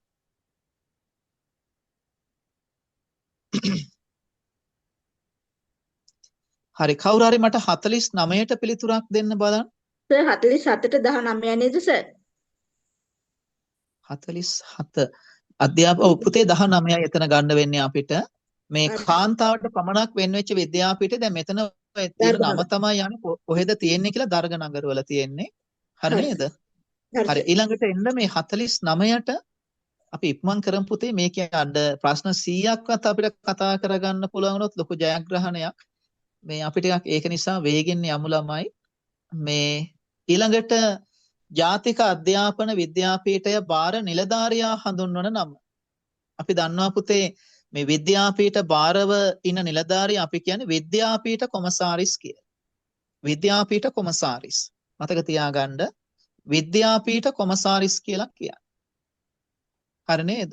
හරි 50ටත් එමුටක් ගාලා මුස්ලිම් සිසුන්ට ගුරු පුහුණුව සඳහා වන අධ්‍යාපන විද්‍යාපීඨය මොකක්ද කියලා අහලා තිනා පුතේ මම ඒක ටක් ගාලා කියන ගොඩක් ළමයි දන්නවා. අට්ටාලච්චේන අධ්‍යාපන විද්‍යාපීඨය. අට්ටාලච්චේන අධ්‍යාපන විද්‍යාපීඨය තමයි 50ට උත්තරේ. මේ මුස්ලිම් සිසුන්ට ගුරු පුහුණුව සඳහා වන විද්‍යාපීඨය අපි දන්නවා මේ අට්ටාලච්චේන අධ්‍යාපන විද්‍යාපීඨය. පිළිතුරු පත්‍රිකාවත් අපි මේ 100ටම ලබා දෙන්න. මේ අට්ටාලච්චේන අධ්‍යාපන විද්‍යාපීඨය තමයි පුතේ අපි මේ මුස්ලිම් ගුරු පුහුණුව සඳහා වන විද්‍යාපීඨය කියලා හඳුනා ගන්න. ඊළඟට ලංකාවේ තාක්ෂණික නගරය අපි දන්නවා පුතේ ලංකාවේ තාක්ෂණික නගරය කියලා සලකන්නේ හෝමාගම. ලංකාවේ තාක්ෂණික නගරය කියලා පුතේ අපි හඳුන්වන්නේ හෝමාගම. ඔය සම්බන්ධයෙන් ඉතින් පැහැදිලි කිරීමක් අනවශ්‍යයිනේ හෝමාගම සම්බන්ධයෙන්. මම ඒක නිසා පුතේ ඊළඟ ප්‍රශ්නෙට යනවා.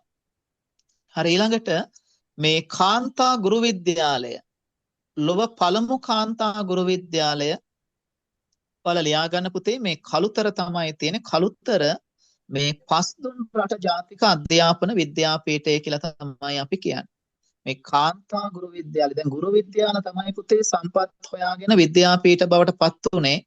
උට දැන් එතනදී මේ ලොව පළමු කාන්තා ගුරු විද්‍යාලය ලොව හරි ලෝකෙම පළවෙනිම කාන්තා ගුරු විද්‍යාලය තියෙන ලංකාවේ.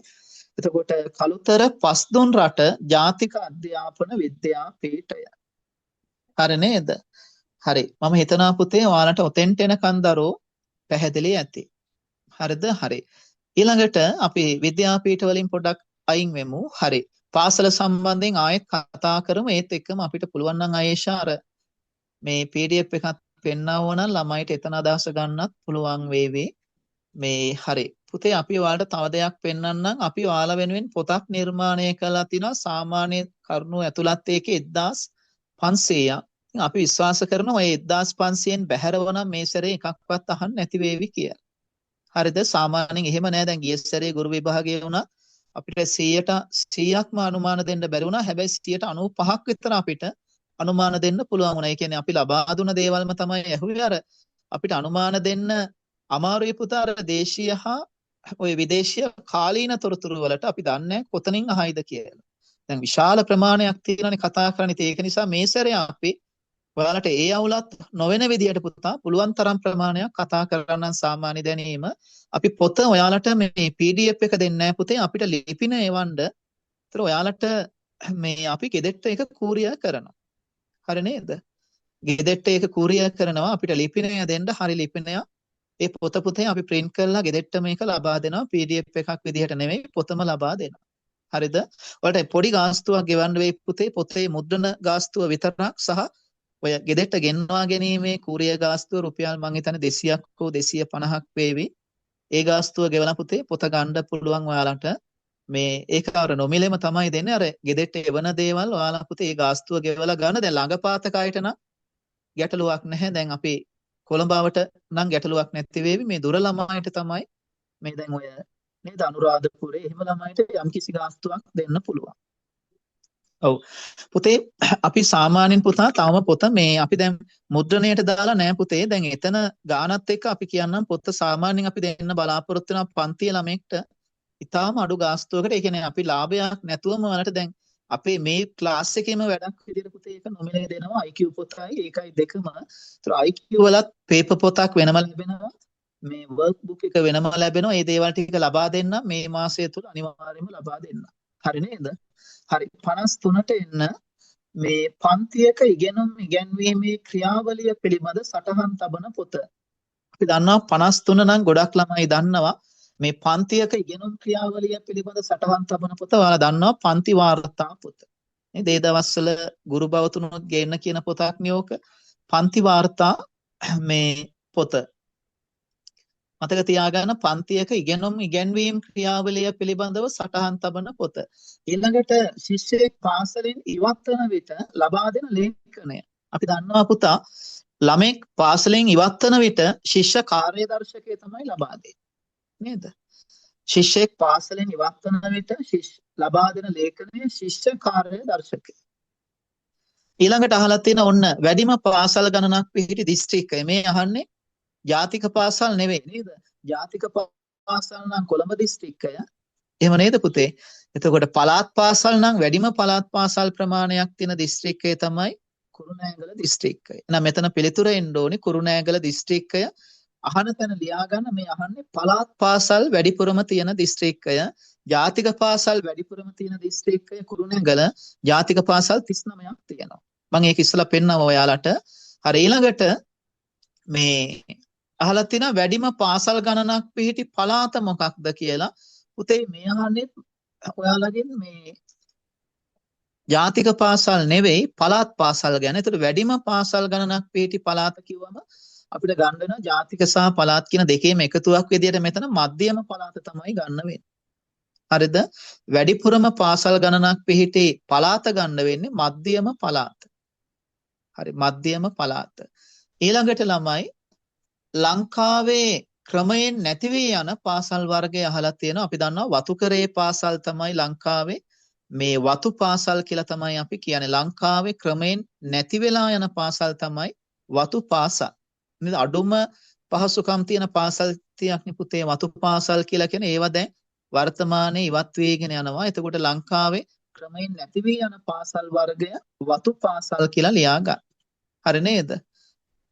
55 වැඩිම පාසල් ගණනක් පිහිටි දිස්ත්‍රික්කය පුතේ අහන්නේ. ඒතර අපි දන්නවා කුරුණෑගල දිස්ත්‍රික්කය තමයි වැඩිම පාසල් ගණනක් පිහිටි දිස්ත්‍රික්කය. හරි නේද?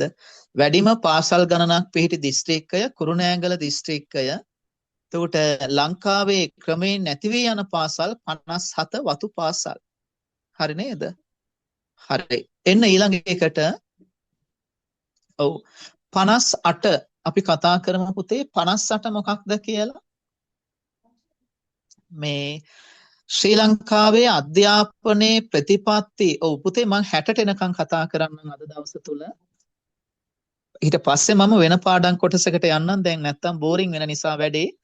මේ ලංකාවේ ක්‍රමයෙන් නැති වී යන පාසල් වර්ගය තමයි වතු පාසල්. අධ්‍යාපනයේ ප්‍රතිපත්ති පොදු අරමුණු තීරණය කරනුයේ කියලා අහලා තියෙනවා 58 වෙනි එක. අපි දන්නවා ජාතික අධ්‍යාපන කොමිෂන් සභාව තමයි අධ්‍යාපන ප්‍රතිපත්ති පොදු අරමුණු පිළිබඳ තීරණ කරන්නේ. හරිද? මතක තියාගන්න ජාතික අධ්‍යාපන කොමිෂන් සභාව 58ට උත්තරය. ඊළඟට ඔයාලගෙන් අහලා තියෙනවා පුතේ මේ දකුණු ආසියාවේ ගුරු සංවර්ධන මධ්‍යස්ථානය. ඕක නම් හැමෝම දන්නවා. කොහෙද තියෙන්නේ? නේද? මීපේ පාදුක්ක නේද? දකුණු ආසියාවේ ගුරු සංවර්ධන මධ්‍යස්ථානය තියෙන්නේ කොහෙද? මීපේ පාදුක්ක. හරි. ඊළඟට අපි 60 කතා කරමු. මේ ළමා ප්‍රඥප්තියේ ඇතුළත් පුතා ළමා අයිතිවාසිකම් ගණන අපි කතා කරමු. ඕක වෙනම දවසක පුතේ අයිතිවාසිකම් ගණන මෙතන අහන්නේ 54ක්. හරිද? 54ක්. හරි. පුතේ ඔන්න අපේ දවස් දෙකක් තුල විශාල සාමාන්‍ය දැනීම ප්‍රමාණයක් ඔයාලත් එක්ක කතා කරා. මේ අපිට අද දවසේ ඕනේ මේ ධාතු කැටවල අපි දැන් මාතෘකා ටික ඉවර කරානේ මේ විරුද්ධ පැත්ත හොයන එක අපි කතා කරා. රෙකෝඩින් ටික දාලා තියෙනවා පැත්තක් පැති දෙකක් ඊට පස්සේ ඔය සම්බන්ධයෙන් අපි කතා කරා. ඊළඟට ඔයාලත් එක්ක මේ පතොරම් සම්බන්ධයෙන් පුතේ අපි කතා කරා. මේ බලන්න ඒකත් අපි පොඩ්ඩක් කතා කරන්නම් ඔයාලත් එක්ක. මේ අද පුතේ අපි දාදු කැටවල ඔයාලත් එක්ක මේ කොටස අවසන් කරලම ඉන්නම්. මේ පොඩි වෙලාවක් දෙන්න අපිට. ඔව්. හරි ඉවර කරමු පුතේ. අර වැඩේ බෝරින් නිසා මම කතා කරේ. අපි මේකත් ඉවර කළාම ආය සාමාන්‍ය දැනීම ටිකක් කතා කරමු. මෙතන පතරම් සම්බන්ධිනුත් පුතේ අපි කතා කරා. අපි මේකත් ඉවර කළාම දාමු අතරමැදි ගානක් විදියට. අර ගානක් හදලා අපි පොඩ්ඩක් මනස රිලැක්ස් කරගෙන ආය සාමාන්‍ය දැනීම වලට එමු. ඊට පස්සේ පුතේ අපි ඔයාලත් එක්ක කතා කරා මේ දාදු කැටයක ඔයාලා බලන්න ඇති රෙකෝඩින් හිටපු නැති ළමයි මේ දාදු කැටයක් පෙරලීම සම්බන්ධයෙන් අපි කතා කරා. මේ දාදු කැටයක් මේ පෙරලීම සම්බන්ධයෙන් නෙමෙයි දාදු කැටයක් අර පාඨාලේප කරලා මේ ප්‍රශ්න වලට අපි උත්තර ලබා දුන්නා. අද කතා කරනවා මේ දාදු කැටයක් පෙරලීම සම්බන්ධයෙන්. හරිද? මේක කතා කළා.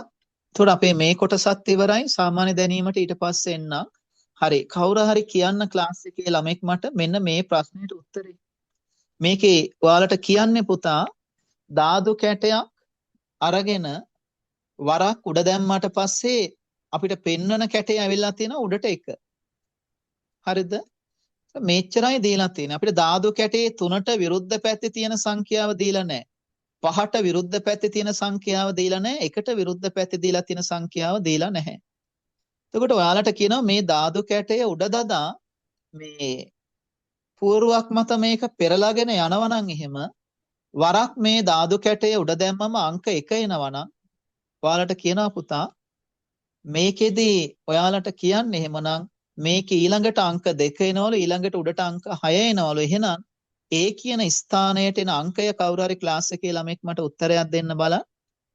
හරි. ප්‍රශ්නය පැහැදිලි ඇති. තුර අපේ දාදු කැට පාඩමත් ඉවරයි පුතේ. දැන් මම ඔයාලට හෙට කතා කරනවා. හෙටත් ක්ලාස් එක තියෙනවා. සම්පූර්ණ බුද්ධි පරීක්ෂණ ප්‍රශ්න පත්‍රයකට හෙට අපි පිළිතුරු ලියන. හරිද? මේ ඒකට යන්න තමයි අපි මේ පාඩමෙන් පාඩමට ඉවර කරගෙන යන්නේ. ඒතර ඔයාලට දැන් අපි පේපර් කතා කරද්දිත් ඉස්සරහට හරි ලස්සන වැඩපිළිවෙලකට කතා කරනවා. මේ ඒවට යන්න කලින් මට මේකට කවුරු හරි ළමයි chat box එකට පිළිතුරක් දාන්න බලන්න. කවුරු හරි ළමෙක් අපිට පිළිතුරක් එවන්න මේ දාදු කැට සම්බන්ධයෙන් ගොඩාක් ළමයිට පුළුවන් නේද? දාදු කැට සම්බන්ධයෙන් ගොඩක් ළමයිට පුළුවන්. ඔයාලට පුළුවන්ද මේ දාදු කැට සම්බන්ධයෙන් මෙන්න මේ ප්‍රශ්නෙට උත්තරයක් දෙන්න. දැන් මේ වගේ එකක් විභාගෙට එන්න පුළුවන්. දැන් විභාගෙට ඔයාලට එන්න පුළුවන් මාතෘකාවක් දාදු කැට කියලා. ඒතර දාදු කැට වලින් අහනවා නම් අපි මේ කතා කරන ප්‍රවේශයන් වලින් තමයි අහන්න තියෙන්නේ. මේ පොළොව ඔයාලට අපි දැන් කයියක තිබුණේ පුදුයි තියනනේ ඒක. හරි අපිට පිළිතුරක් පුතේ දෙන්න බලන්න. ඔව් පාඩමේම මුලමයි නේද? මේ හරි වටිනවා. පාඩමේම ඉන්න පුළුවන් නම් අවධානය තියාගෙන මේ බලන්න පුතේ ඔයාලා මෙතන විභාග දුන්නොතින් මෙන්න මෙහෙමයි අපි විරුද්ධ පැත්ත හොයාගන්න. ලෝක සම්මතය තමයි දාදු කැටයක ළමයි මේ අංක 7 වෙන එකතුව 7 වෙන විදිහට අපි හදන්න ඕනේ. දැන් උඩ 1 නම් පහළ ගන්න වෙන්නේ අපිට 6. එකතුව 7යිනේ. මේ පැත්තේ 5 නම් අපිට මේ පැත්තේ ගන්න වෙන්නේ 2. හරි නේද? අපේ පැත්තේ 3 නම් විරුද්ධ පැත්තේ ගන්න වෙන්නේ 4. අංක 7 එන විදිහට ඔයාලා මේක නිර්මාණය කරගන්න ඕනි පළවෙනිම දේ. හරිද? ඒතකොට දැන් ළමෙක්ට හිතෙන්න පුළුවන් සර් දැන් ඕක කොහොමනේ? එහෙමනම් වෙන විදිහකට අපිට දෙන්න ඕනි පිළිතුරු. හදාගන්න. එහෙනම් තව දාදු කැටයක් හරි දෙන්න ඕනේ. දැන් උදාහරණයක් විදිහට මේ බලන්නකෝ. ඔතනම පහළ ප්‍රශ්නය. මෙතන අංක 2 එන්න ඕනේ. දැන් මේ වගේ එකක් දුන්නම බලන්න ඔයාලා මේ දාදු කැටයක් පෙරලාගෙන ගිහිල්ලා අපිට ඊළඟට කියනවා මෙන්න මේ ප්‍රශ්නාර්ථයට එන උත්තරේ මෙතන ස්ථනේ ලියන්න කියලා. හරිද? ඒතර අවස්ථා දෙකක් දාදු කැට සම් මේ ඔක්කොම පසුගිය විභාග ප්‍රශ්න වල අහලා තියෙන ප්‍රශ්න. අපි එක කතා කරන්නේ පුතා ආදර්ශ විභාග ගැටලු ඔයාලට කතා කරනවා ඉස්සල්ලාම විභාගය සම්බන්ධයෙන් අතීතයේ විභාග සම්බන්ධයෙන් අහලා තියෙන ප්‍රශ්නත් එක්ක තමයි අපි සාකච්ඡා කරන්නේ මේ දේවල්. ඔයාලට තීරණයක් ගන්න පුළුවන් වර්තමාන ගුරු විභාගයේ කොයි වගේ ස්වභාවයක් ගණේවිද කියලා. ඒතර මෙතන දැන් ඔයාලා බලනකො දැන් මේ වගේත් එහෙමයි. අර මෙතන කරලා තියෙන කැටේ පෙරලාගෙන ඇවිල්ලා. හරිද? දැන් උඩ එකේ වෙලා තියෙන පුවරුවක් මත කැටේ පෙරලාගෙන යනවා. හරිද? ඔය අවස්ථා දෙකෙන්ම විභාගයට පුතා ප්‍රශ්න අහලා තියෙනවා. දැන් ඔයාලට මේ වගේ එකක් ගත්තොත් එහෙම අපි පස්සේ කතා කරමු.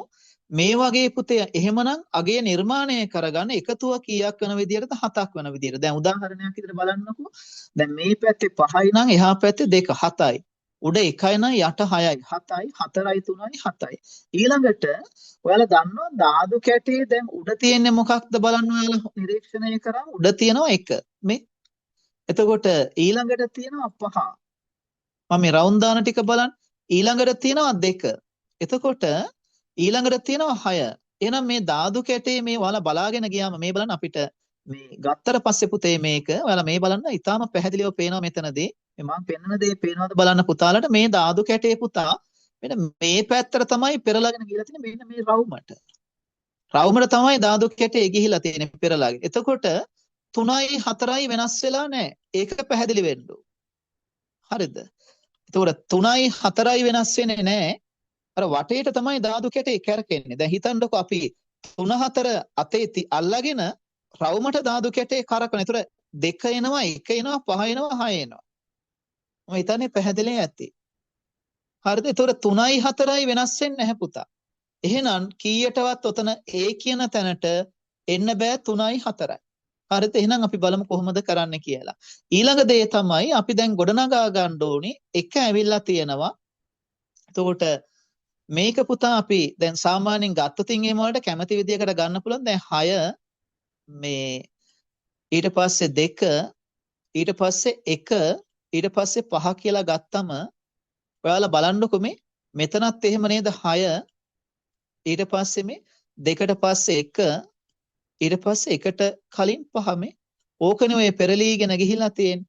එහෙනම් ඔයාලා දන්නවා ආයෙමත් එන්න ඕනේ මෙතන කීයද එහෙනම් 5ට 5 6 ඊට පස්සේ 2 ඊට පස්සේ 1 ඊට පස්සේ එන්න ඕනේ මොකද්ද 5.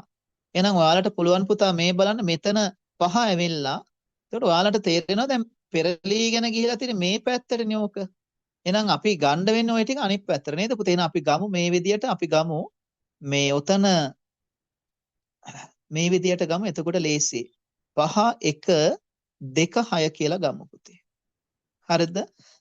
මේ අනිත් පැත්තට මම ලිව්වේ 6 2 1 5 කියලා. දැන් ගමු මේ අනිත් විදිහට 5 1 2 6 ඊට පස්සේ ආයෙනවා 5 1 2 6. ඔන්න ඔය විදිහට. ඔයාලා ඔය විදිහට ලියා ගන්න අපි මේ ටික මකලා දාමු. එතකොට ඔයාලට දැන් ඔහොමනේ කැටේ පෙරලීගෙන ගිහිලා තියෙන්නේ. 5 එනවා ඊළඟට 1 එනවා ඊළඟට 2 එනවා ඊළඟට 6 එනවා. ආය 5 එනවා 1 එනවා 2 එනවා 6 එනවා. එහෙනම් පුතේ අපි මේක පුරව ගමු.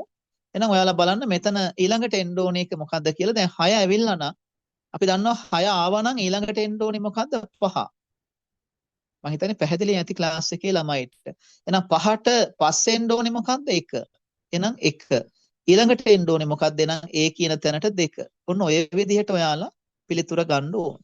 ඒතර මෙන්න මෙතනදී බුද්ධිමත් වෙන්න මම මේ පැත්තට කැටේ පෙරළුණාට අපි බැලුවේ අනිත් පැත්තට 5 1 2 6. ඇයි පෙරලන්නේ මේ පැත්තට නම් අනිත් පැත්තට බලන්න. 5 1 2 6. එතකොට ලේසි බලන්න. 5ට පස්සේ 1 එනවා. එතකොට 5ට උඩින් තියෙන එක නේ නම් මේ පැත්ත ඔයාලා මේ පැත්තට තමයි අගයන් ටික ලියා ගන්න ඕනේ. පෙරලන්නේ අනිත් පැත්ත නම් අගයන් ටික ලියා ගන්න ඕනේ අනිත් පැත්තට. එතකොට ලේසි. හරිද පුතේ? එහෙනම් ඊට පස්සේ කරන වැඩේ දැන් 2 අවස්ථාවට ආවා කියන්නේ අපි කැටේ ආයෙ මෙහෙම නිර්මාණය කරගත්තොත් හරිද? කැටයක් මෙහෙම අපි ආයෙ දැන් උඩ තියෙන්නේ 2. එහෙනම් යට තියෙන්නේ කීයද? 5. ළමෙක් කියන්නේ එහෙනම් 2ට දැන් 2ට කලින් තියෙන්නේ මොකක්ද එහෙනම් 1 නේද? ඔව් 2ට කලින් තියෙන්නේ පුතේ අපිට ගන්න වෙන්නේ 2ට කලින් තියෙන සමාව වෙන 6 නේද මෙතන? ඔව් 2ට කලින් තියෙන්නේ 6. එහෙනම් මේ පැත්තේ ගන්න වෙන්නේ 1. එහෙනම් 3යි 4යි වෙනස් වෙලා නැහැ. එහෙනම් ඔය අවස්ථාවේ කැටේ ආයෙත් ඔයාලට මෙහෙම හදා ගන්න වෙනවා. හරිද? ඔය අවස්ථාවේ කැටේ ආයෙත් දැන් මේ මෙතෙන්ට ආවට පස්සේ කැටේ පිහිටීම හදා ගන්න වෙනවා. මෙන්න මේ විදිය තමයි කැටේ තියෙන දැන්. ඔයාලට තේරුම් ගන්න පුළුවන් මේ 2 මෙතන නම් මේ පැත්තේනේ 6 තියෙන්නේ මේ. ඒතර දැන් 2 එක ළඟට යනවා කියන්නේ 2 තිබ්බ තැනට එන්නේ 6නේ. එහෙනම් ඔයාලා බුද්ධිමත් වෙලා ඔන්න ඔය විදියට හදාගෙන දැන් ආය 6යි 1යි පුතා වෙනස් කරන්න යන්න එපා. දැන් උඩටනේ කැටේ පෙරලන්න ඕනේ. එහෙනම් කැටේ උඩට පෙරලනවා නම් ඔයාලා ගන්න වෙන්නේ මොකක්ද බලන්න මම රතු පාටින් පෙන්නන්නම්. කැටේ දැන් පෙරලන්නේ මෙන්න මේ පැත්තට. ඔන්න ඔය පැත්තට පෙරලන්නේ. හරිද? එහෙනම් ඔය පැත්තට කරකවගෙන යනකොට 6යි 1යි වෙනස් වෙන්නේ නැහැ. එහෙනම් පෙරලන පැත්තෙන් අනිත් පැත්තට බලන්න. එහෙනම් ගන්න වෙන්නේ අපිට 5 4 නේද 2 3 කියලා. එහෙම නැත්තම් ගන්න වෙන්නේ අපිට මෙතන ලියන්න මේ අනිත් පැත්තට බලන්න පුතේ ඔයාලා. දැන් යටම තියෙන 5 නම් අපි ගමු 5න්. එතකොට 5 ඊළඟට දැන් මේ පැත්තටනේ පෙරලෙන්නේ. මේ විදියටනේ පෙරලෙන්නේ අපි මේ පැත්තට. එතකොට 6යි 1යි වෙනස් වෙන්නේ නැහැ පුතා මෙතන. ඒතර ඔයාලා හැබැයි දැන් පෙරලන පැත්තෙන් අනිත් පැත්තට තමයි ආගයන් ගන්නේ. එහෙනම් 5 4 2 3 කියලා ගන්න. 5 4 2 3. හරි නේද? 5 4 2 3. ආයෙත් අපි ගන්නවා 5 4 2 3. ඔන්න ඔය විදියට පුතා මේක අර රටාව අල්ලගත්තා නම් වැඩේ හරි. හරිද? එහෙනම් දැන් දෙකනේ තියෙන්නේ. එහෙනම් දෙක පෙරලනකොට එහා පැත්තට දෙක මේ පැත්තට බලන්න. එහෙනම් ඊළඟට එන්න ඕනේ කීයද? 3. ඊළඟට එන්න ඕනේ කීයද? 5.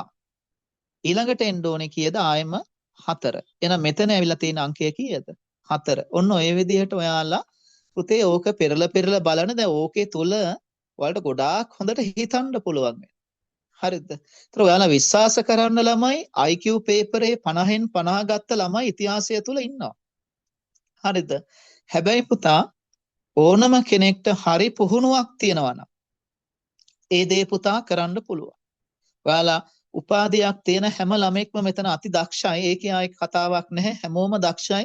මොන ශේෂ්ත්‍රයක වුණත් ඔයාලා පුතේ යම්කිසි ශේෂ්ත්‍රයක් පිළිබඳ යම් ප්‍රමාණයක දැනුමක් ඔයාලා හැමෝටම තියෙනවා සහ ඔයාලා කිසියම් ශේෂ්ත්‍රයක් පිළිබඳ හොඳට අධ්‍යයනයක් කරලා තියෙනවා අවුරුදු ගණනාවක්. ඒතර ඒක පිළිබඳ ඔයාලගේ උගත්කමේ ගැටලුවක් නැහැ. ඔයාලට මෙතන ගැටලුවක් තියෙන පුතා පුහුණුව. හරිද? එහෙනම් ඔයාලා මේ පැයක් තුල මේ කෙටි ප්‍රශ්න වලට උත්තර ලියන විදිය දැන් ගොඩාක් වෙලාට මේවා ගන්න වෙන්නේ මනසින්නේ අපිට. ඒතර මනස තමයි පුහුණු කරගන්න තියෙන්නේ. දැන් අපි අර කැම්පස් එකේ විභාග ලියනකොට ගොඩාක් වෙලාවට කටපාඩම් ශෛලියක්නේ අනුගමනය කරේ හැමෝම වගේ. නේද? අපි පාඩම් කරගෙන ගිහිල්ලා පුතා ලියලා එන එකනේ කරේ. අපි ගොඩාක් වෙලාවට අර ඔළුවේ නහර රිදෙනකන් හිතන්නේ නැහෙනි පුතා. දැන් මෙතන වෙලා තියෙන්නේ ඒකේ අනිත් පැත්ත. ඔයාලා කෙටි දෙයක් දැනගෙන ඉතා ඉක්මනට පිළිතුරු වලට එන්න ඕනේ පුතා. ඉතින් එතනදී ඔයාලට හැම ශිල්පීය ක්‍රමයක්ම වැදගත්. අතීතේ ඉඳන් ඔයාලා මේ වෙනකන් ඉගෙනගෙන තියෙන කාල කළමනාකරණය, විෂය කරුණු ග්‍රහණය කර ගැනීම, කෙටි කාලයක් තුළ නිවැරදිව හිතන්න ඕනේ. ඒකට අදාළ ඔයාලා මූලාශ්‍රයන් වැඩි දියුණු කරගන්න ඕනේ. ඒකට තමයි අපි කෙටි ක්‍රම උගන්වන්නේ. ඒතර ඔයාලා මේ පාඩම පිළිබඳ අවබෝධයක් තියෙන ඉතින් ගොඩක් පුතා දේවල්. හරිද? ඉතින් අනිවාර්යයෙන්ම විභාගයට යන්න කලින් දැන් අපි ගෲප් එකට දානවා පාස් පේපර් ටික වලට බුද්ධි පරීක්ෂණය සහ ගුරු විභාගයට අදාළ සාමාන්‍ය දැනීම ටික. ඒතර එයාලා නිරීක්ෂණය කරන කොහොමද මේ පසුගිය අවුරුදු වල ඔයගෙන් ප්‍රශ්න අහලා තියෙන්නේ. දැන් අපි මේ කතා කරන ප්‍රශ්න අහලා තියෙන නිසා තමයි පුතාලට මේවා කියලා දෙන්නේ. ඒතර ඔයාලා පුතේ මේක try කරන්න C අවස්ථාවට එන එක ගන්න අපි මේකේ පිළිතුරු පත්‍රිකාව ලබා දෙන්න. හරිද? පිළිතුරු පත්‍රිකාව ලබා දෙන්නම්. එතකොට පුතාලා මේ ඒකත් බලාගෙන මේක හදා ගන්න. ඒතර මේවා අර හිතා හිටියම ඉබේටම පුළුවන් වෙනවා. ඊළඟ එකට කවුරු හරි ක්ලාස් එකේ ළමෙක් මට උත්තරයක් දෙන්න මෙතෙන්ට උත්තරයක් දෙන්න බලන්න පුතේ. දැන් මම ගොඩාක් මේ සම්බන්ධයෙන් ඔයාලත් එක්ක කතා කරානේ. දැන් ළමෙක් මට පිළිතුරක් දෙන්න හැබැයි විනාඩියක් ඇතුළත හිතලා මට ටක් ගාලා උත්තරේ දාන්න බලන්න මේ පැත්තට.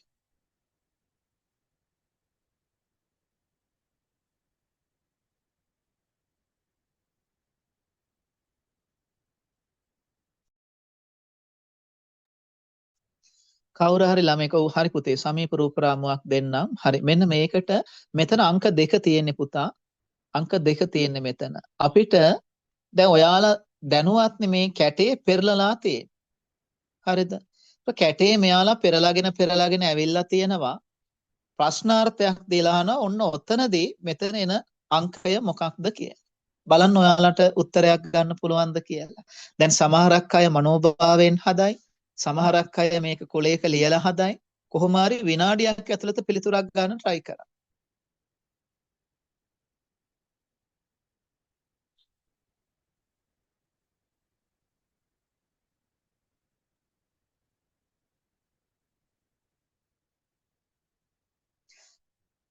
පුළුවන් ද ගන්න කාට හරි? ඔව් ගොඩක් ළමයි පුරුදුලා ඉන්නවා රෙකෝඩින් බලන්න. මම හිතන්නේ ඒ ළමයිටත් මම මේ මතක් කරන්නේ ඔයාලට පුළුවන් නම් සජීවී පන්තියට සම්බන්ධ වෙන්න. අපිට අර කියන්න බෑ පුතේ නේද? දැන් අර ඔයාලගේ රාජකාරි ගොඩක් ඇති ඉතින් නේද? හෙට දවසට සූදානම් වෙන්න සහ මේ එහෙම අර රෙකෝඩින් ගොඩ ගහ ගන්න එපා. ඊට පස්සේ බලා ගන්න කාලයක් නැතුව යනවා. ඒක නිසා පුළුවන් හැම වෙලේ ඔයාලා දේශනේ අහගෙන ඔයාලගේ වැඩක් කරගන්න. එහෙම හරි පුරුදු වෙන්න. හරි. මේකේ ගන්න පුතේ වෙලාව යන නිසා කියන්නම්. දැන් ඔයාලා බලන්නකො මේ කැටේ කොහෙටද පෙරලා තියෙන්නේ බලන්න. හතර වෙනස් වෙලා නැත්තම් අපි දන්නවා කැටේ අනිවාර්යයෙන්ම මේ පැත්තට පෙරලා තියෙන්නේ. එහෙනම් බලන්න ඔයාලා පහ ඇවිල්ලා තියෙනවා මේ පැත්තට. එහෙනම් එක ඇවිල්ලා එහෙනම් කලින් එක තිබිලා තියෙන්නේ මෙතන. එහෙනම් ළමෙක්ට ගන්න පුළුවන් එකට විරුද්ධ පැත්තේ තියෙන්නේ 6. හරි නේද? එකට විරුද්ධ පැත්තේ තිබිලා තියෙන්නේ 6. ගොඩක් හොඳයි හිරන්ති සුරේඛා දුව අපිට දාලා තියෙනවා. මේ එතකොට එකට විරුද්ධ පැත්තේ තියෙන්නේ 6. පැහැදිලි නේද ඔයාලට? ඇයි? දැන් 5 තිබ්බ තැනට ගිහිල්ලා 5 තිබ්බ තැනට එක එලෙන කැටේ පෙරලිලා තියෙන්නේ අර රවුමඩ ඉස්සෙල්ලා මම කතා කරේ මේ පැත්තට තමයි මෙහෙම තමයි කැටේ පෙරලීගෙන යන්නේ. එතකොට 4 වෙනස් වෙන්නේ නැහැ නේද? උත්තර ගොඩක් දාලා තියෙනවා අපිට ගොඩක් අය. හරි බලමු ඊට පස්සේ. ඊළඟට බලන්න. හරි බලමු පුතේ අපි හරිද කියලා. ඊළඟට බලන්න කොහෙටද කැටේ පෙරලිලා තියෙන්නේ? 4 වෙනස් වෙලා නැහැ. එහෙම නේද? 4 වෙනස් වෙලා නැහැ. නෑ 4 වෙනස් වෙලා තියෙනවා නේද? ඒතර ඊළඟට කැටේ පෙරලිලා තියෙන්නේ කොහෙටද බලන්න මේ? කැටේ ඊළඟට පෙරලිලා තියෙන්නේ මෙන්න මේ පැත්තට කැටේ පෙරලිලා තියෙන්නේ. මේ 5 වෙනස් වෙලා නැත්තේ මේ බලන්නකෝ. 5 වෙනස් වෙලා නැහැ මේ මෙතනත් 5 මෙතනත් 5. එහෙනම් එතනත් යට තිබිලා තියෙන්නේ 6. 6 4 තිබ්බ තැනට ඇවිල්ලා 4 එක තිබ්බ තැනට ගිහිලා තියෙනවා. ඔන්න ඒකත් හරි. ඊළඟට බලන්න මෙතන වෙනස් වෙලා නැහැ. 6 ආයෙත් කොහෙද පෙරලිලා තියෙන්නේ මේ පැත්තට. ඇයි මෙයා 6 මෙතනත් තියෙනවා 6 මෙතනත් 6 තියෙනවා. එහෙනම් මොනවාද වෙලා තියෙන්නේ? 5ට විරුද්ධව තිබිලා තියෙන 2. 2 ඇවිල්ලා තියෙනවා 4 තිබ්බ තැනට 4 ගිහිලා තියෙනවා මෙතෙන්ට. එහෙනම් ළමෙකුට ගන්න පුළුවන් 5ට විරුද්ධයි කීයද 2. එහෙනම් පුතා ඉතිරි එක හිතා ගන්න පුළුවන් 4ට විරුද්ධයි මෙතන අනිවාර්යයෙන්ම 3. මෙතන එකතුව 7ක් වෙන විදිහට තමයි හදලා තියෙන්නේ. එහෙනම් දැන් බලන්න මෙතන වෙලා තියෙන්නේ මොකක්ද? ඔයාලා දන්නවා යට තියෙන්නේ 5 6 මේ පැත්ත නම් මෙහි තියෙන්නේ 1 4 මෙහි නම් 3 තිබිලා තියෙන්නේ මෙහි. දැන් මොකක්ද වෙලා තියෙන්නේ? 6 උඩට ගිහිල්ලා එහෙනම් යට තිබ්බ 5 තමයි මෙතෙන්ට එන්න ඕනේ. ඇයි මේ පැත්තටනේ කැටේ පෙරලෙන්න ඕනේ. එහෙනම් ওই පැත්තට කැටේ පෙරලෙනකොට 2 යනවා 1 තිබ්බ තැනට 6 එනවා 2 තිබ්බ තැනට යට තියෙන්නේ 5 එයා එනවා එහෙනම් 6 තිබ්බ තැනට එනම් පිළිතුර එන්න ඕනේ 5. මං හිතන්නේ ඔයාලට මේ ප්‍රශ්න පැහැදිලි ඇති. ඉතින් පුතා විභාගයට ඔන්න ඔය විදිහට කරන්න ඔයාලා. අපි දැන් විභාග ප්‍රශ්න පත්‍ර ටිකත් ගෲප් එකට දානවා. හරිද? දැන් අර අපි දැන් ඔයාලත් එක්ක දේශන වලට සම්බන්ධ වෙලා මම හිතන්නේ දින 6ක් වගේ කාලයක් තුල අපිට පුළුවන් වුණා ඔයාලට යම්කිසි දැනුමක් පුතා දෙන්න පාඩම් වලට අදාළව. ඉතින් ගොඩාක් තියෙන දැන් අපි අර ඔයාලත් එක්ක ඉස්සරහට දැන් අර පේපරයක් ගත්තම අර භාෂීය අභ්‍යාස බන්ධන ඔය වගේ දේවල් ටිකක් මැදට ආවට පස්සේ කරන්නම් ඒවා ලේසියිනේ ඒවා පුළුවන් අපිට නැතුව කරන්න. අර ඔයාලට බැරි දේවල් තමයි අපි ප්‍රමුඛ ස්ථානය දීලා උගන්වන්නේ. ඒතර ඔයාලට දැන් අර භාෂීය අභ්‍යාසයක් දුන්නම දැන් වචන 4ක් දීලා නොගැලපෙන වචන. වචන 2ක් දීලා සමීප වචනයක් දුන්නම ඒවා අපි කරනවා. අර ඒවා තනියෙන් කරගන්න පුළුවන් නේ. දැන් මෙතන ඉක්මනටම පේපරයක් කරන්න පාඩම් ටික ඉගෙන ගන්න ඕන. හරිද පුතේ? ඔන්න ඔය විදිහට තමයි ගන්න. අපි වෙලාව යන නිසා තව එක තැනකට එමු. හරි. මෙතෙන්ට විතරක් උත්තරයක් දෙන දෙකට විතරක්. ඊට පස්සේ අපි මේ කොටසට සමුදෙමු. හරි. දෙවෙනි ප්‍රශ්නයට විතරක් උත්තරයක් දෙන ඉංග්‍රීසි අකුරු දුන්නොත් කොහොමද? දැන් අංක දුන්නොත් එකතුව 7යි කියලා හදා ගන්න පුළුවන්. ඉංග්‍රීසි අක්ෂර දුන්නොතින් කොහොමද? අපිට කියන්න ඒත් අහලා තියෙන මෙතෙන්ට එන ප්‍රශ්නය. උත්සාහයක් ගන්න පුතේ බලන්න.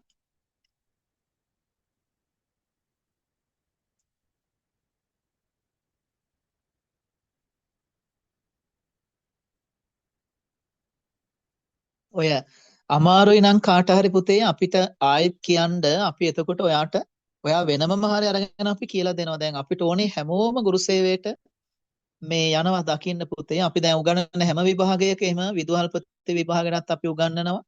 ග්‍රාම නිලධාරී විභාගයටත් උගන්වනවා. රෙජිස්ට්‍රාර් විභාගයටත් උගන්වනවා. අපි නීති විද්‍යාල ප්‍රවේශය විභාගය සඳහාත් වර්තමානයේ ළමයිට උගන්වනවා. ඉතින් අපි හැම ළමයෙක්ටම කියන ඔයාලට බැරි නම් අපිට කියන්න මැසේජ් එකක් දාලා අපි ඔයාලව වෙන් කරගෙන හරි අරගෙන ආවිලා උගන්වනවා. හරිද? දැන් අපි අර ඒ කියන්නේ සියල්ල දත් නෙමෙයි පුතේ. හැබැයි අර අවුරුදු 13ක් විතර මේ ශාස්ත්‍රයේ ඉඳලාම ඇත්තටම අපිට විශාල හැකියාවක් අර මේ විෂයන් සම්බන්ධයෙන් තියෙනවා. දැන් අර එකම දේ අපි අවුරුදු 13ක් කරලා.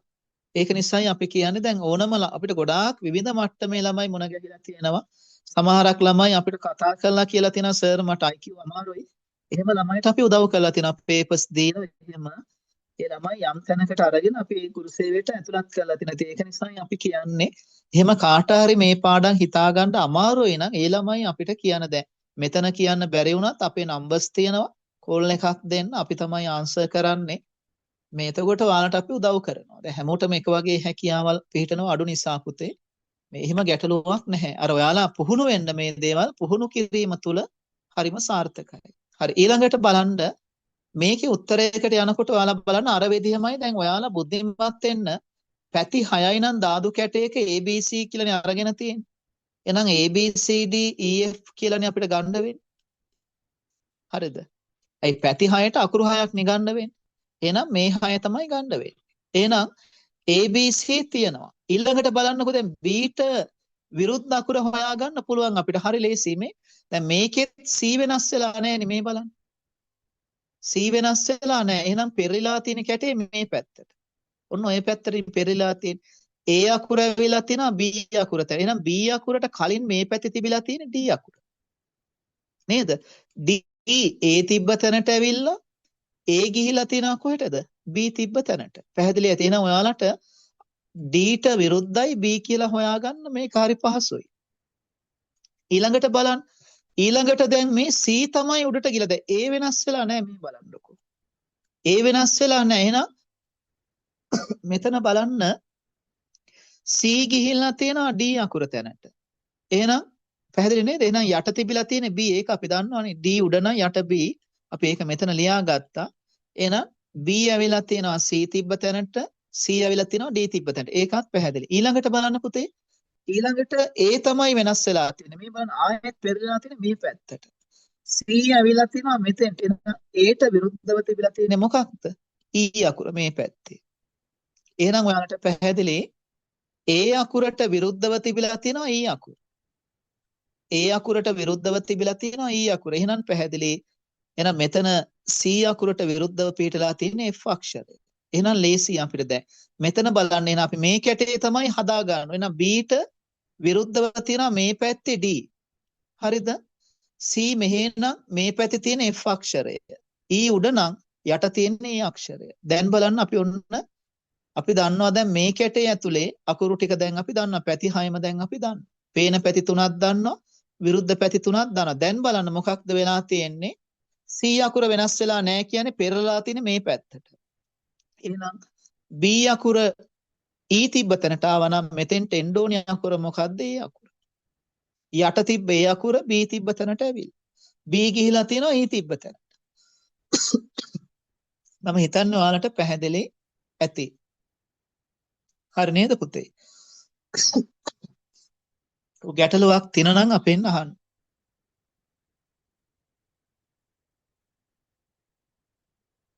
හරි. එන්න පුතා ඊට පස්සේ අපි ආයෙත් සාමාන්‍ය දැනීම වලට යමු. හරි. අපි කතා කරේ 60 වෙනි ප්‍රශ්නය තමයි අපි සාකච්ඡා කරලා අවසන් කරේ. ළමයිට මහන්සිත් ඇති. එක දිගටම අපේ ක්ලාස් එක යන නිසා අවශ්‍ය නම් විනාඩි 5ක විතර බ්‍රේක් එකක් පුතේ දෙන්න පුළුවන්.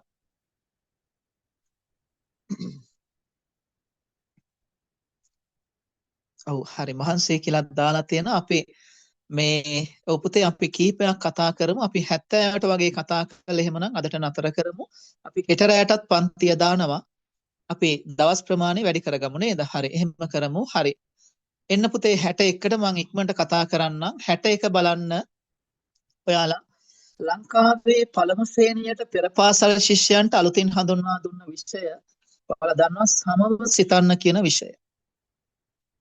ලංකාවේ පළමු ශ්‍රේණියට පෙර පාසල් ශිෂ්‍යයන්ට අලුතින් හඳුන්වලා දුන්න විෂය. මේ විෂය පෙර පාසල් ළමයිට මේ සමව සිතන්න. ඊළඟට 62 තොරතුරු තාක්ෂණ පීඨයක් සහිත විශ්වවිද්‍යාල. අපි දන්නවා තොරතුරු තාක්ෂණය සම්බන්ධයෙන් නේද ඔය පාරවල් වල ඔය පුවරු සම්බන්ධයෙන් එහෙම අපි දන්නවා විශ්වවිද්‍යාලයක් කටයුතු කරනවා. ඒක කවුද? මොරටුව විශ්වවිද්‍යාලය මතක තියාගන්න. ඔය තාක්ෂණය සම්බන්ධයෙන් ලංකාවේ වැඩ කටයුතු කරන්නේ ගොඩක්ම පුතේ මොරටුව විශ්වවිද්‍යාලය.